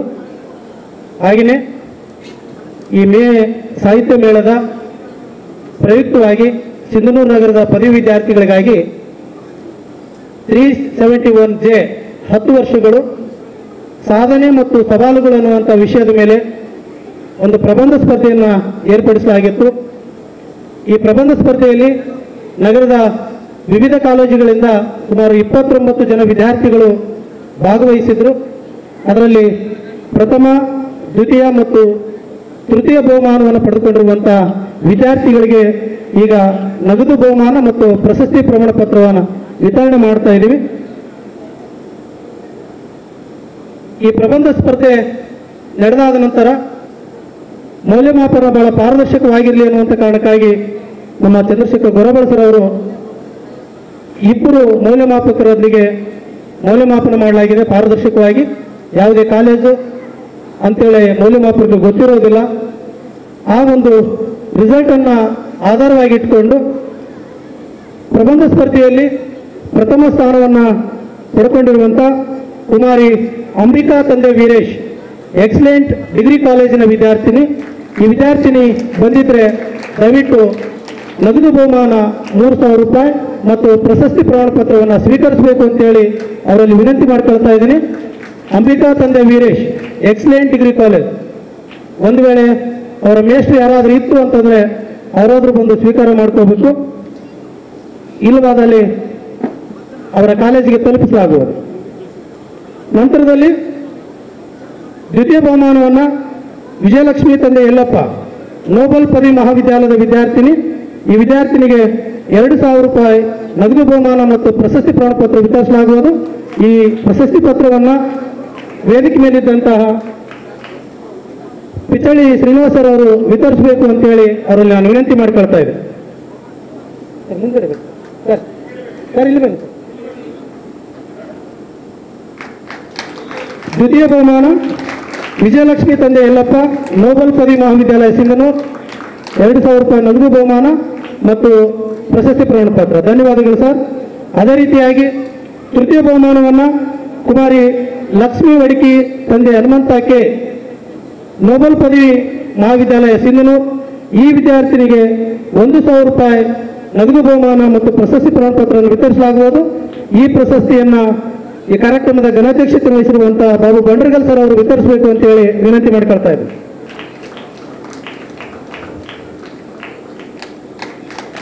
ಹಾಗೆಯೇ ಭಾಗವಹಿಸಿದಂತಹ 29 ಜನ ವಿದ್ಯಾರ್ಥಿಗಳಿಗೆ ಭಾಗವಹಿಸಿದ್ದಕ್ಕಾಗಿ ಪ್ರಮಾಣ ಪತ್ರವನ್ನು ಆಯಾ ಕಾಲೇಜುಗಳಿಗೆ ತಲುಪಿಸಲಾಗುವುದು.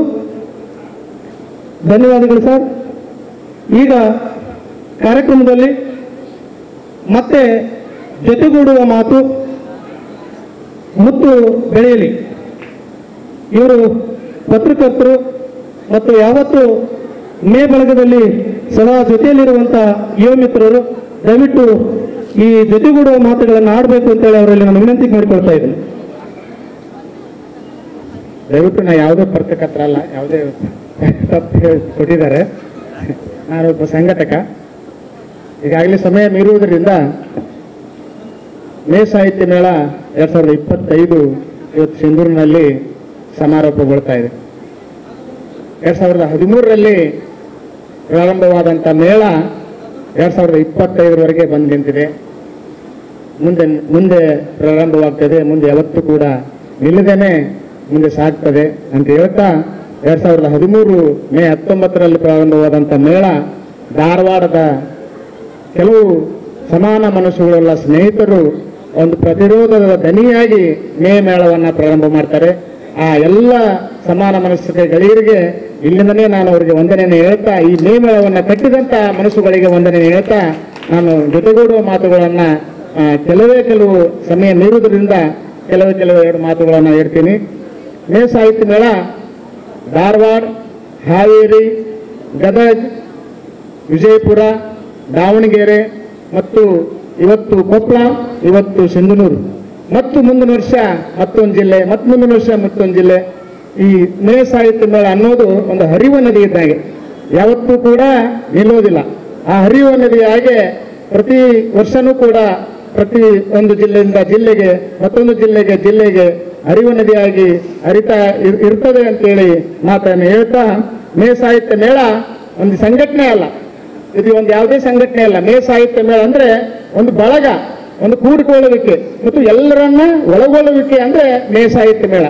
ಒಳಗೊಳ್ಳುವಿಕೆ ಅಂತ ಅಂದ್ರೆ ಇಡೀ ನಮ್ಮ ಕರ್ನಾಟಕದಲ್ಲಿ ಮತ್ತು ಕೆಲವು ಎಲ್ಲಾ ಜಿಲ್ಲೆಗಳಲ್ಲಿ ಹಲವಾರು ಸಂಘಟನೆಗಳಿದಾವೆ. ಜಲ ಸಂಘರ್ಷ ಸಮಿತಿ ಇದೆ, ಪ್ರಗತಿಪರ ಸಂಘಟನೆಗಳು ಇದಾವೆ, ಕಮ್ಯುನಿಸ್ಟ್ ಪಕ್ಷಗಳು ಇದಾವೆ, ಕಮ್ಯುನಿಸ್ಟ್ ಸಂಘಟನೆಗಳು ಇದಾವೆ.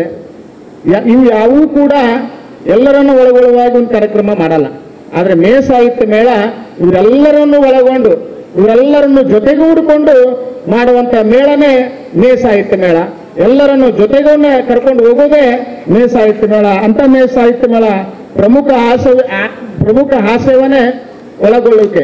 ಈ ಒಳಗೊಳ್ಳುವಿಕೆ ಸದಾ ಇರ್ತದೆ ಅಂತ ಹೇಳ್ತಾ, ವಿಜಯಪುರದಲ್ಲಿ ನಾವು 9ನೇ ಮೇ ಸಾಹಿತ್ಯ ಮೇಳಕ್ಕೆ ಎಷ್ಟು ಶಕ್ತಿ ಇದೆ ಅಂತ ಹೇಳಿದರೆ, ವಿಜಯಪುರದಲ್ಲಿ 9ನೇ ಮೇ ಸಾಹಿತ್ಯ ನಾವು ನಡೆಸ್ತೇವೆ. ಅಲ್ಲಿ ಕವಿಗೋಷ್ಠಿಗೆ ಸುಕೀರ್ತಾ ರಾಣಿ ಅಂತ ತಮಿಳುನಾಡಿನ ಒಬ್ಬ ಕವಿತ್ರಿ ಬಂದಿರ್ತಾರೆ.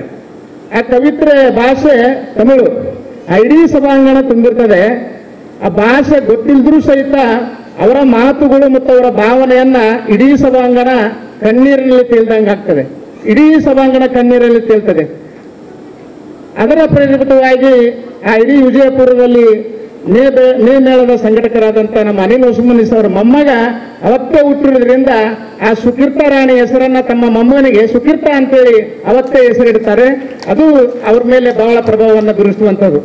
ನಾವೆಲ್ಲರೂ ಒಂದು ಬಸವೇಶ್ವರ ಮತ್ತು ಮೇ ಮೇಳದ ಭಾಗವಾಗಿರುವಂಥವ್ರು ನಾವೆಲ್ಲರೂ ಎಲ್ಲರ ಸಹಭಾಗಿತ್ವದಲ್ಲಿ ನಡೀತಕ್ಕಂಥ ಮೇಳ ಆಗಿರೋದ್ರಿಂದ ನಾವು ನಿಮ್ಮ ಸಹಭಾಗಿತ್ವಕ್ಕಾಗಿ ಕೆಲವು ನಿಮ್ಮಲ್ಲಿ ಸಹಭಾಗಿತ್ವಕ್ಕಾಗಿ ಮನವಿಯನ್ನ ಮಾಡ್ತೀವಿ. ಆ ಮನವಿಯನ್ನ ಮಾಡುವ ಸಂದರ್ಭದಲ್ಲಿ ನಮ್ಮ ಮೇ ಮೇಳದ ಭಾಗವಾಗಿನಾಗಿರ್ತಕ್ಕಂಥ ತೋರಣಗಲ್ಲಿನ ಸಿಕಂದರ್ ಅಲಿ ಅನ್ನುವಂಥವ್ರು ಪ್ರತಿ ವರ್ಷನೂ ಸಹಿತ ಯಾವುದೇ ಫಲಾಪೇಕ್ಷೆಗಳಿಲ್ಲದೆ ನಮ್ಮ ಮೇ ಮೇಳದ ಪ್ರಚಾರಾರ್ಥವಾಗಿ ಕೆಲವು ಪೋಸ್ಟರ್ಗಳನ್ನು ಮಾಡ್ತಾರೆ. ಈಗ ನಾವು ಯಾರಿಗೂ ಒಂದಿನೂ ಅವರಿಗೆ ನಾವು ಫೋನ್ ಮಾಡಿಲ್ಲ, ಪೋಸ್ಟರ್ ಮಾಡಿರಿ ಅಂತೇಳಿ ಕೇಳಿಲ್ಲ.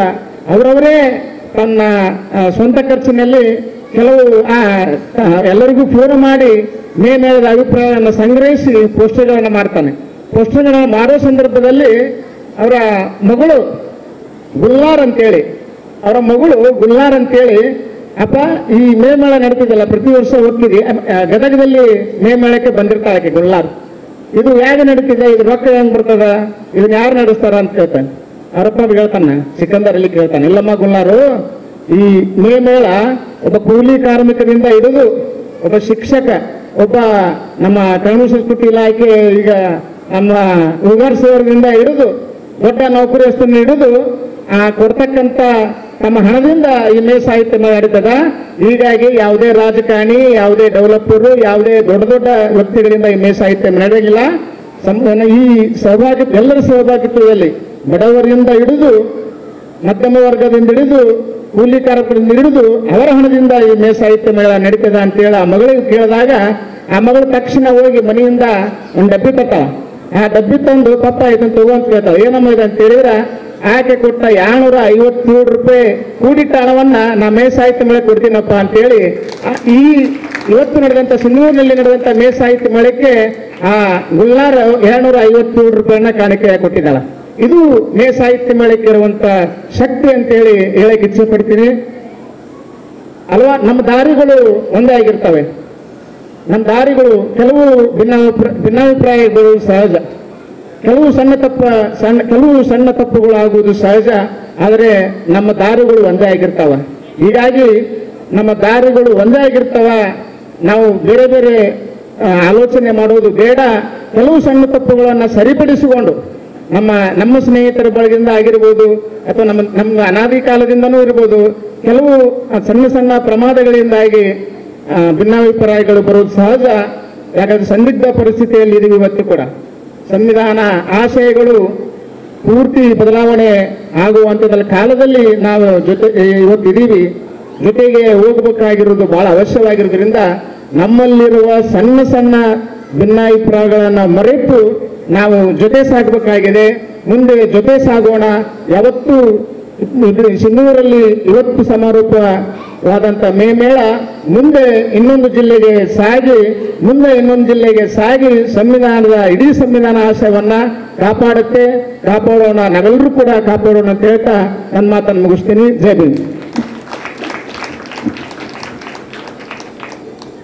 ಜೊತೆಗೂಡುವ ಮಾತುಗಳನ್ನು ಆಡಿರುವಂಥ ಸರ್ಗೆ ಧನ್ಯವಾದಗಳು. ಹಾಗೆಯೇ ಎಲ್ಲರ ಒತ್ತಾಯದ ಮೇರೆಗೆ ಪಿಚಾಳಿ ಶ್ರೀನಿವಾಸರವರು ಶಿಶುನಾಳ ಶರೀಫರ ಒಂದು ಗೀತೆಯನ್ನು ಪ್ರಸ್ತುತಪಡಿಸಬೇಕು ಅಂತ ಬಯಸಿದ್ದಾರೆ. ಅವರು ದಯವಿಟ್ಟು ಶಿಶುನಾಳ ಶರೀಫರ ಒಂದು ಗೀತೆಯನ್ನು ಪ್ರಸ್ತುತಪಡಿಸಬೇಕು ಅಂತ ಹೇಳಿ ಕೇಳ್ಕೊಳ್ತಾ ಇದ್ದಾರೆ.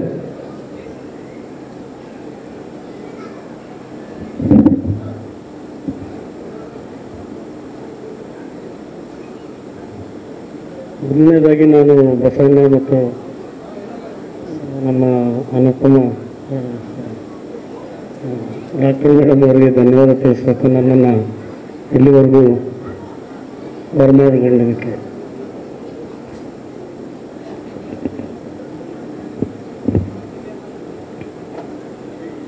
ಮತ್ತು ಎಲ್ಲ ಒಡನಾಡಿಗಳಿಗೂ ಕೂಡ ವೇದಿಕೆ ಮೇಲಿರುವಂಥ ಗಣ್ಯ ಅಣ್ಣ ತಮ್ಮಂದರಿಗೆ, ನಮ್ಮ ಜೊತೆಗೆ ಪ್ರಶಸ್ತಿಗೆ ಭಾಜನರಾಗಿರುವಂಥ ತಾಯಂದರಿಗೆ ಮತ್ತು ಅಣ್ಣ ತಮ್ಮಂದರಿಗೆ,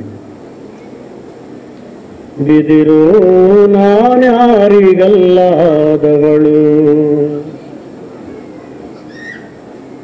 ಹುಟ್ಟುತ್ತ ಹುಲ್ಲಾದೆ ಬೆಳೆಯುತ್ತ ಮರವಾದೆ, ತಾಯಂದಿರ ಕೈಯೊಳಗೆ ಕೇರುವ ಮರವಾದೆ, ನಾನ್ಯಾರಿಗಲ್ಲಾದವಳು ಬಿದಿರು ನಾನ್ಯಾರಿಗಲ್ಲಾದವಳು,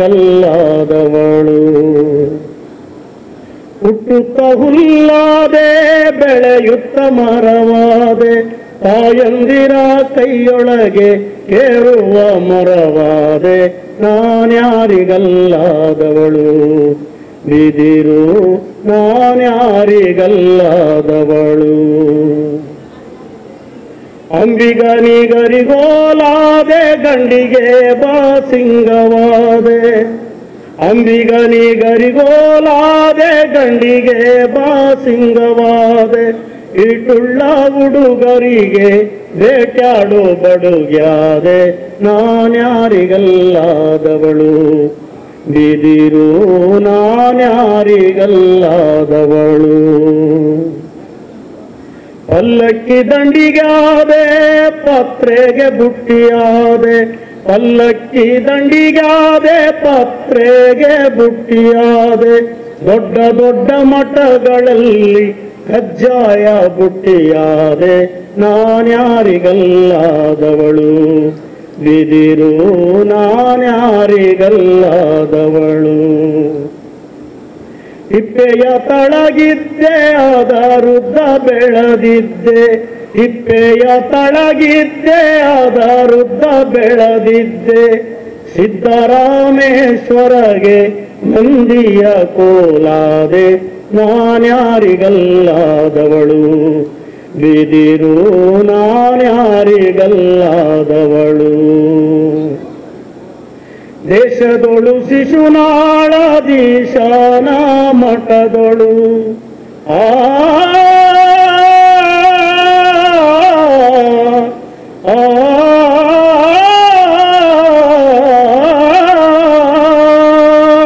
ದೇಶದೊಳು ಶಿಶುನಾಳದೀಶನ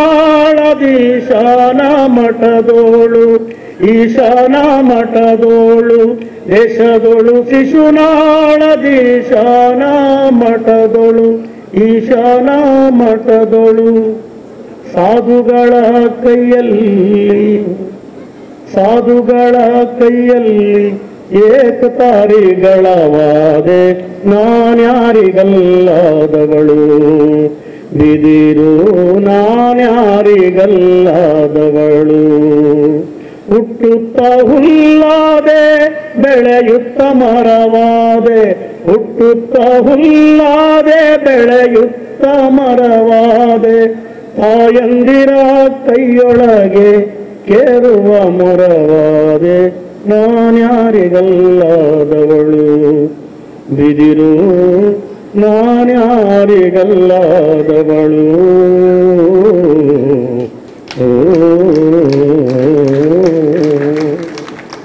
ನಮಸ್ಕಾರ. ಧನ್ಯವಾದಗಳು ಸರ್, ಬಹಳ ಸುಶ್ರಾವ್ಯವಾಗಿ ಹಾಡಿದ್ದಕ್ಕಾಗಿ. ಬಂಧುಗಳೇ, 2 ದಿನಗಳ ಕಾಲ ನಡೆದಂತಹ ಮೇ ಸಾಹಿತ್ಯ ಮೇಳದ ವಿಡಿಯೋಗಳನ್ನು ಚಿತ್ರೀಕರಿಸಿ ಬಹುಶಃ ಅಕ್ಷರ ಟಿವಿ ಅಂದ್ರೆ ಒಂದಿಷ್ಟು ಪ್ರಗತಿಪರ ವಿಚಾರಕ್ಕೆ ಸಂಬಂಧಿಸಿ ವಿಚಾರಗಳನ್ನು ಪ್ರಸ್ತುತಪಡಿಸಿಕೊಂಡು ಬಂದಿರುವಂಥದ್ದು.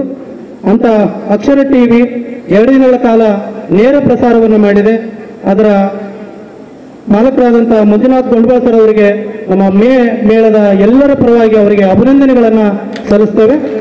ಮತ್ತೆ ತಮಗೆ ಈ ವಿಚಾರಗೋಷ್ಠಿಗಳನ್ನು ಮತ್ತೆ ಕೇಳಬೇಕು ಅಂತ ಅನಿಸಿದ್ರೆ ಈ ಚಾನೆಲ್ ಅನ್ನು ಸಬ್ಸ್ಕ್ರೈಬ್ ಮಾಡಿಕೊಂಡು ತಾವು ವೀಕ್ಷಿಸಬಹುದು ಅಂತ ಹೇಳಿ ಪ್ರಕಟಣೆ ತಿಳಿಸ್ತಾ, ಹಾಗೆಯೇ ಇನ್ನೊಂದು ಪ್ರಕಟಣೆ, ಇಲ್ಲಿ ನೆರೆದಿರುವಂತವರಿಗೆ ಮತ್ತೆ ಊಟದ ವ್ಯವಸ್ಥೆ ಇದೆ, ಇದ್ದವರು ಊಟ ಮುಗಿಸ್ಕೊಂಡು ಹೋಗ್ಬೇಕು ಅಂತ ಹೇಳಿ ಮೇಳದ ಪರವಾಗಿ ವಿನಂತಿ ಮಾಡಿಕೊಳ್ತಾ,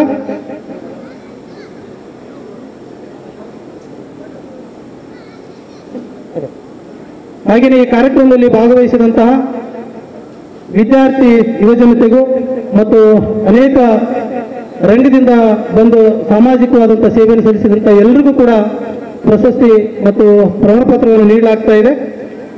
ಹಾಗೆಯೇ ಅದಕ್ಕಿಂತ ಮುಂಚೆ ಈ ಕಾರ್ಯಕ್ರಮದಲ್ಲಿ ಘನಾಧ್ಯಕ್ಷತೆಯನ್ನು ವಹಿಸಿಕೊಂಡಿರುವಂತಹ ಬಹುಶಃ ನಮ್ಮ ರಾಯಚೂರು ಜಿಲ್ಲೆಯ ಹಿರಿಯ ಬಂಡಾಯದ ಜೀವಿ, ಎಲ್ಲಕ್ಕಿಂತ ಹೆಚ್ಚಾಗಿ ಹಳ್ಳಿಗಾಡುಗಳಲ್ಲಿದ್ದಂಥ ಜೀತ ಪದ್ಧತಿ, ಅದನ್ನು ವಿಶೇಷವಾಗಿ ಜಾತಿ ಪದ್ಧತಿ, ಆ ಜಾತಿ ಪದ್ಧತಿಯನ್ನ ಹೊರದೋಡಿಸಬೇಕು ಅನ್ನುವಂಥ ಕಾರಣಕ್ಕಾಗಿ ಹಳ್ಳಿಗಳಿಗೆ ಆ ಕಾಲದಲ್ಲಿ ಸೈಕಲ್ ಜಾಥವನ್ನ ಮಾಡಿ ಅರಿವಿನ ಆಂದೋಲನ ಕಟ್ಟಿರುವಂಥ ಬಂಡಾಯದ ಮುಂಚೂಣಿಯಲ್ಲಿ ಇದ್ದುಕೊಂಡು ನಮ್ಮೆಲ್ಲರಿಗೂ ಒಂದು ವೈಚಾರಿಕ ಚಿಂತನೆಯನ್ನು ತುಂಬಿರುವಂಥ ಬಾಬು ಬಂಡಾರ್ಗಲ್ ಸರ್ ಇವತ್ತು ಈ ಕಾರ್ಯಕ್ರಮದ ಅಧ್ಯಕ್ಷತೆಯನ್ನು ವಹಿಸಿಕೊಂಡಿದ್ದಾರೆ.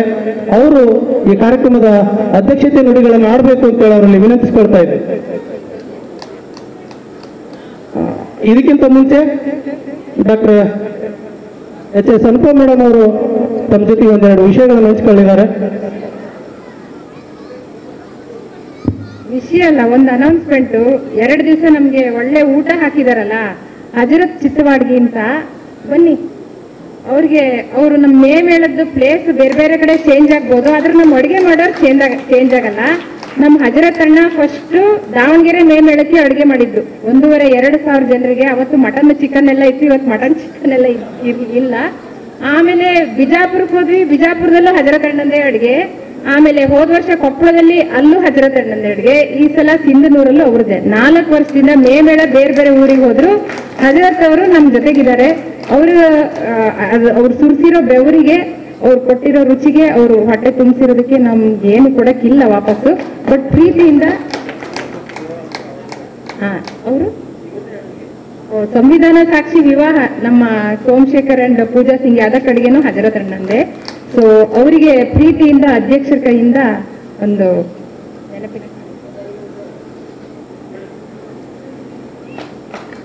ಎಲ್ಲರೂ ಚಪ್ಪಾಳೆ ಸೀಟಿ ಏನೇನಿದೆ ಎಲ್ಲ ಹಾಕ್ಬೇಕಪ್ಪ.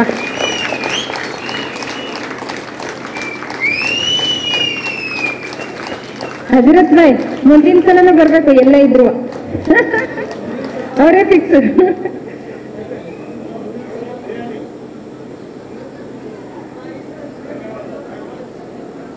ನಿಜಕ್ಕೂ 2 ದಿನಗಳ ಕಾಲ ಬಹಳ ರುಚಿಕಟ್ಟಾದಂಥ ಊಟವನ್ನು ನೀಡಿದಂಥ ಸರ್ ಅವರಿಗೆ ಅಭಿನಂದನೆಗಳು. ಈಗ ಅಧ್ಯಕ್ಷರ ಈ ಕಾರ್ಯಕ್ರಮದ ಅಧ್ಯಕ್ಷತೆಯ ನುಡಿ.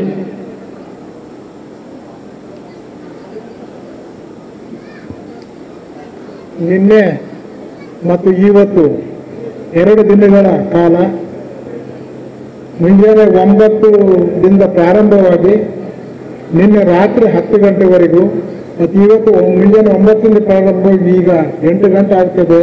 2 ದಿನಗಳ ತುಂಬಿದ ಈ ಸಭಾಂಗಣದಲ್ಲಿ ಅತ್ಯಂತ ಯಶಸ್ವಿಯಾಗಿರ್ತಕ್ಕಂಥ 11ನೆಯ ಸಾಹಿತ್ಯ ಮೇಳವನ್ನು ಮಾಡಿರ್ತಕ್ಕಂಥ, ಅದಕ್ಕೆ ನೇತಾರವಾಗಿ ಅದರ ಜವಾಬ್ದಾರಿ ವಹಿಸಿಕೊಂಡಿರ್ತಕ್ಕಂಥ ಬಸವರಾಜ ಸುಳ್ಳುಮೇಳ ಸರ್ ಅವರಿಗೂ ಮತ್ತು ಇಲ್ಲಿ ಎಲ್ಲ ಆತ್ಮೀಯರಿಗೂ ನನ್ನ ವೈಯಕ್ತಿಕವಾದಂಥ ಧನ್ಯವಾದಗಳನ್ನು ಅರ್ಪಿಸುತ್ತೇನೆ.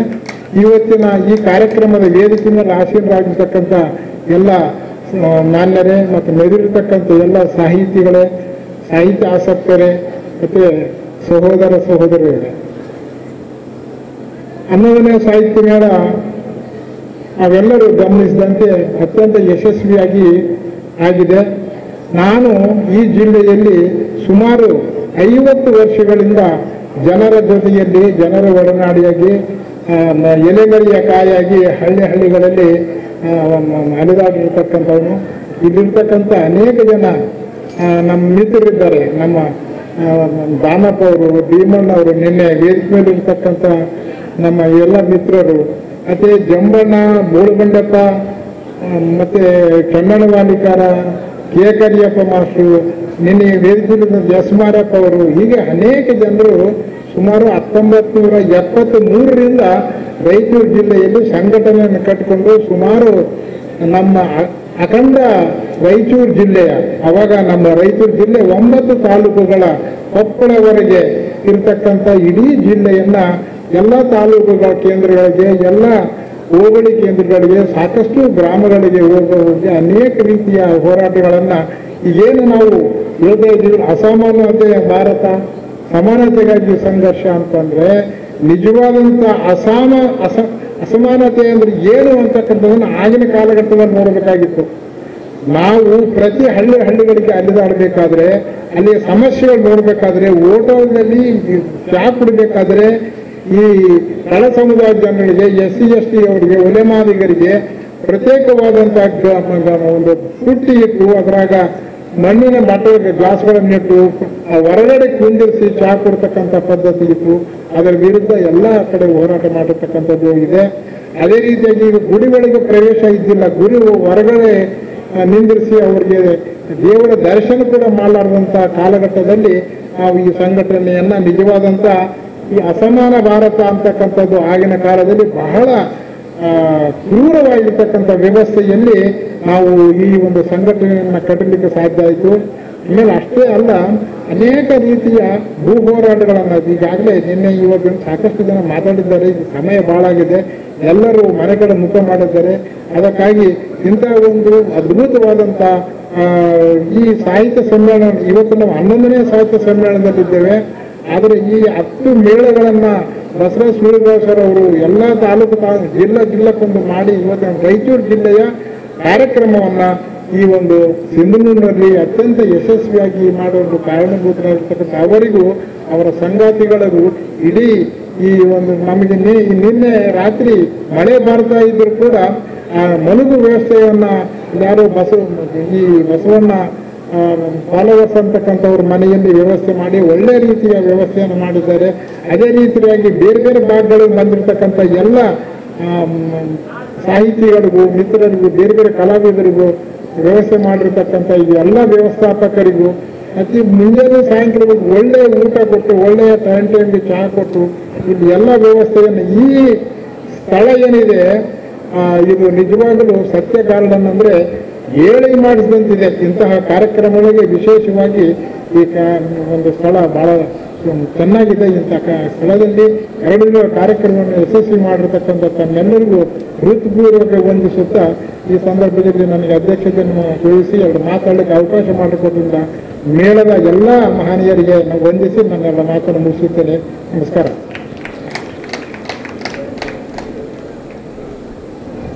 ಈ ಕಾರ್ಯಕ್ರಮದ ಘನಾಧ್ಯಕ್ಷತೆಯನ್ನು ವಹಿಸಿ ನುಡಿಗಳನ್ನಾಡಿದಂಥ ಬಾಬು ಬಂಡ್ರಗಲ್ ಸರ್ ಅವರಿಗೆ ಧನ್ಯವಾದಗಳು.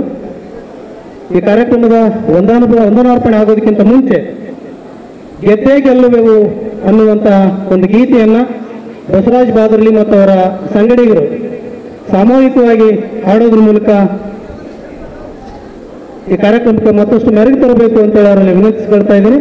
ಇದಾದ ನಂತರ ವಂದನಾರ್ಪಣೆ ಇರ್ತದೆ. ಈ ವಂದನಾರ್ಪಣೆ ಕಾರ್ಯಕ್ರಮ ಮುಗಿದ ನಂತರ ಊಟ ವ್ಯವಸ್ಥೆ ಇರ್ತದೆ. ಊಟವನ್ನು ಮುಗಿಸ್ಕೊಂಡು ಹೋಗ್ಬೇಕು ಅಂತೇಳಿ ಸಭಿಕರಲ್ಲಿ ವಿನಂತಿಯನ್ನು ಮಾಡ್ಕೊಳ್ತಾ ಇದ್ದೀನಿ.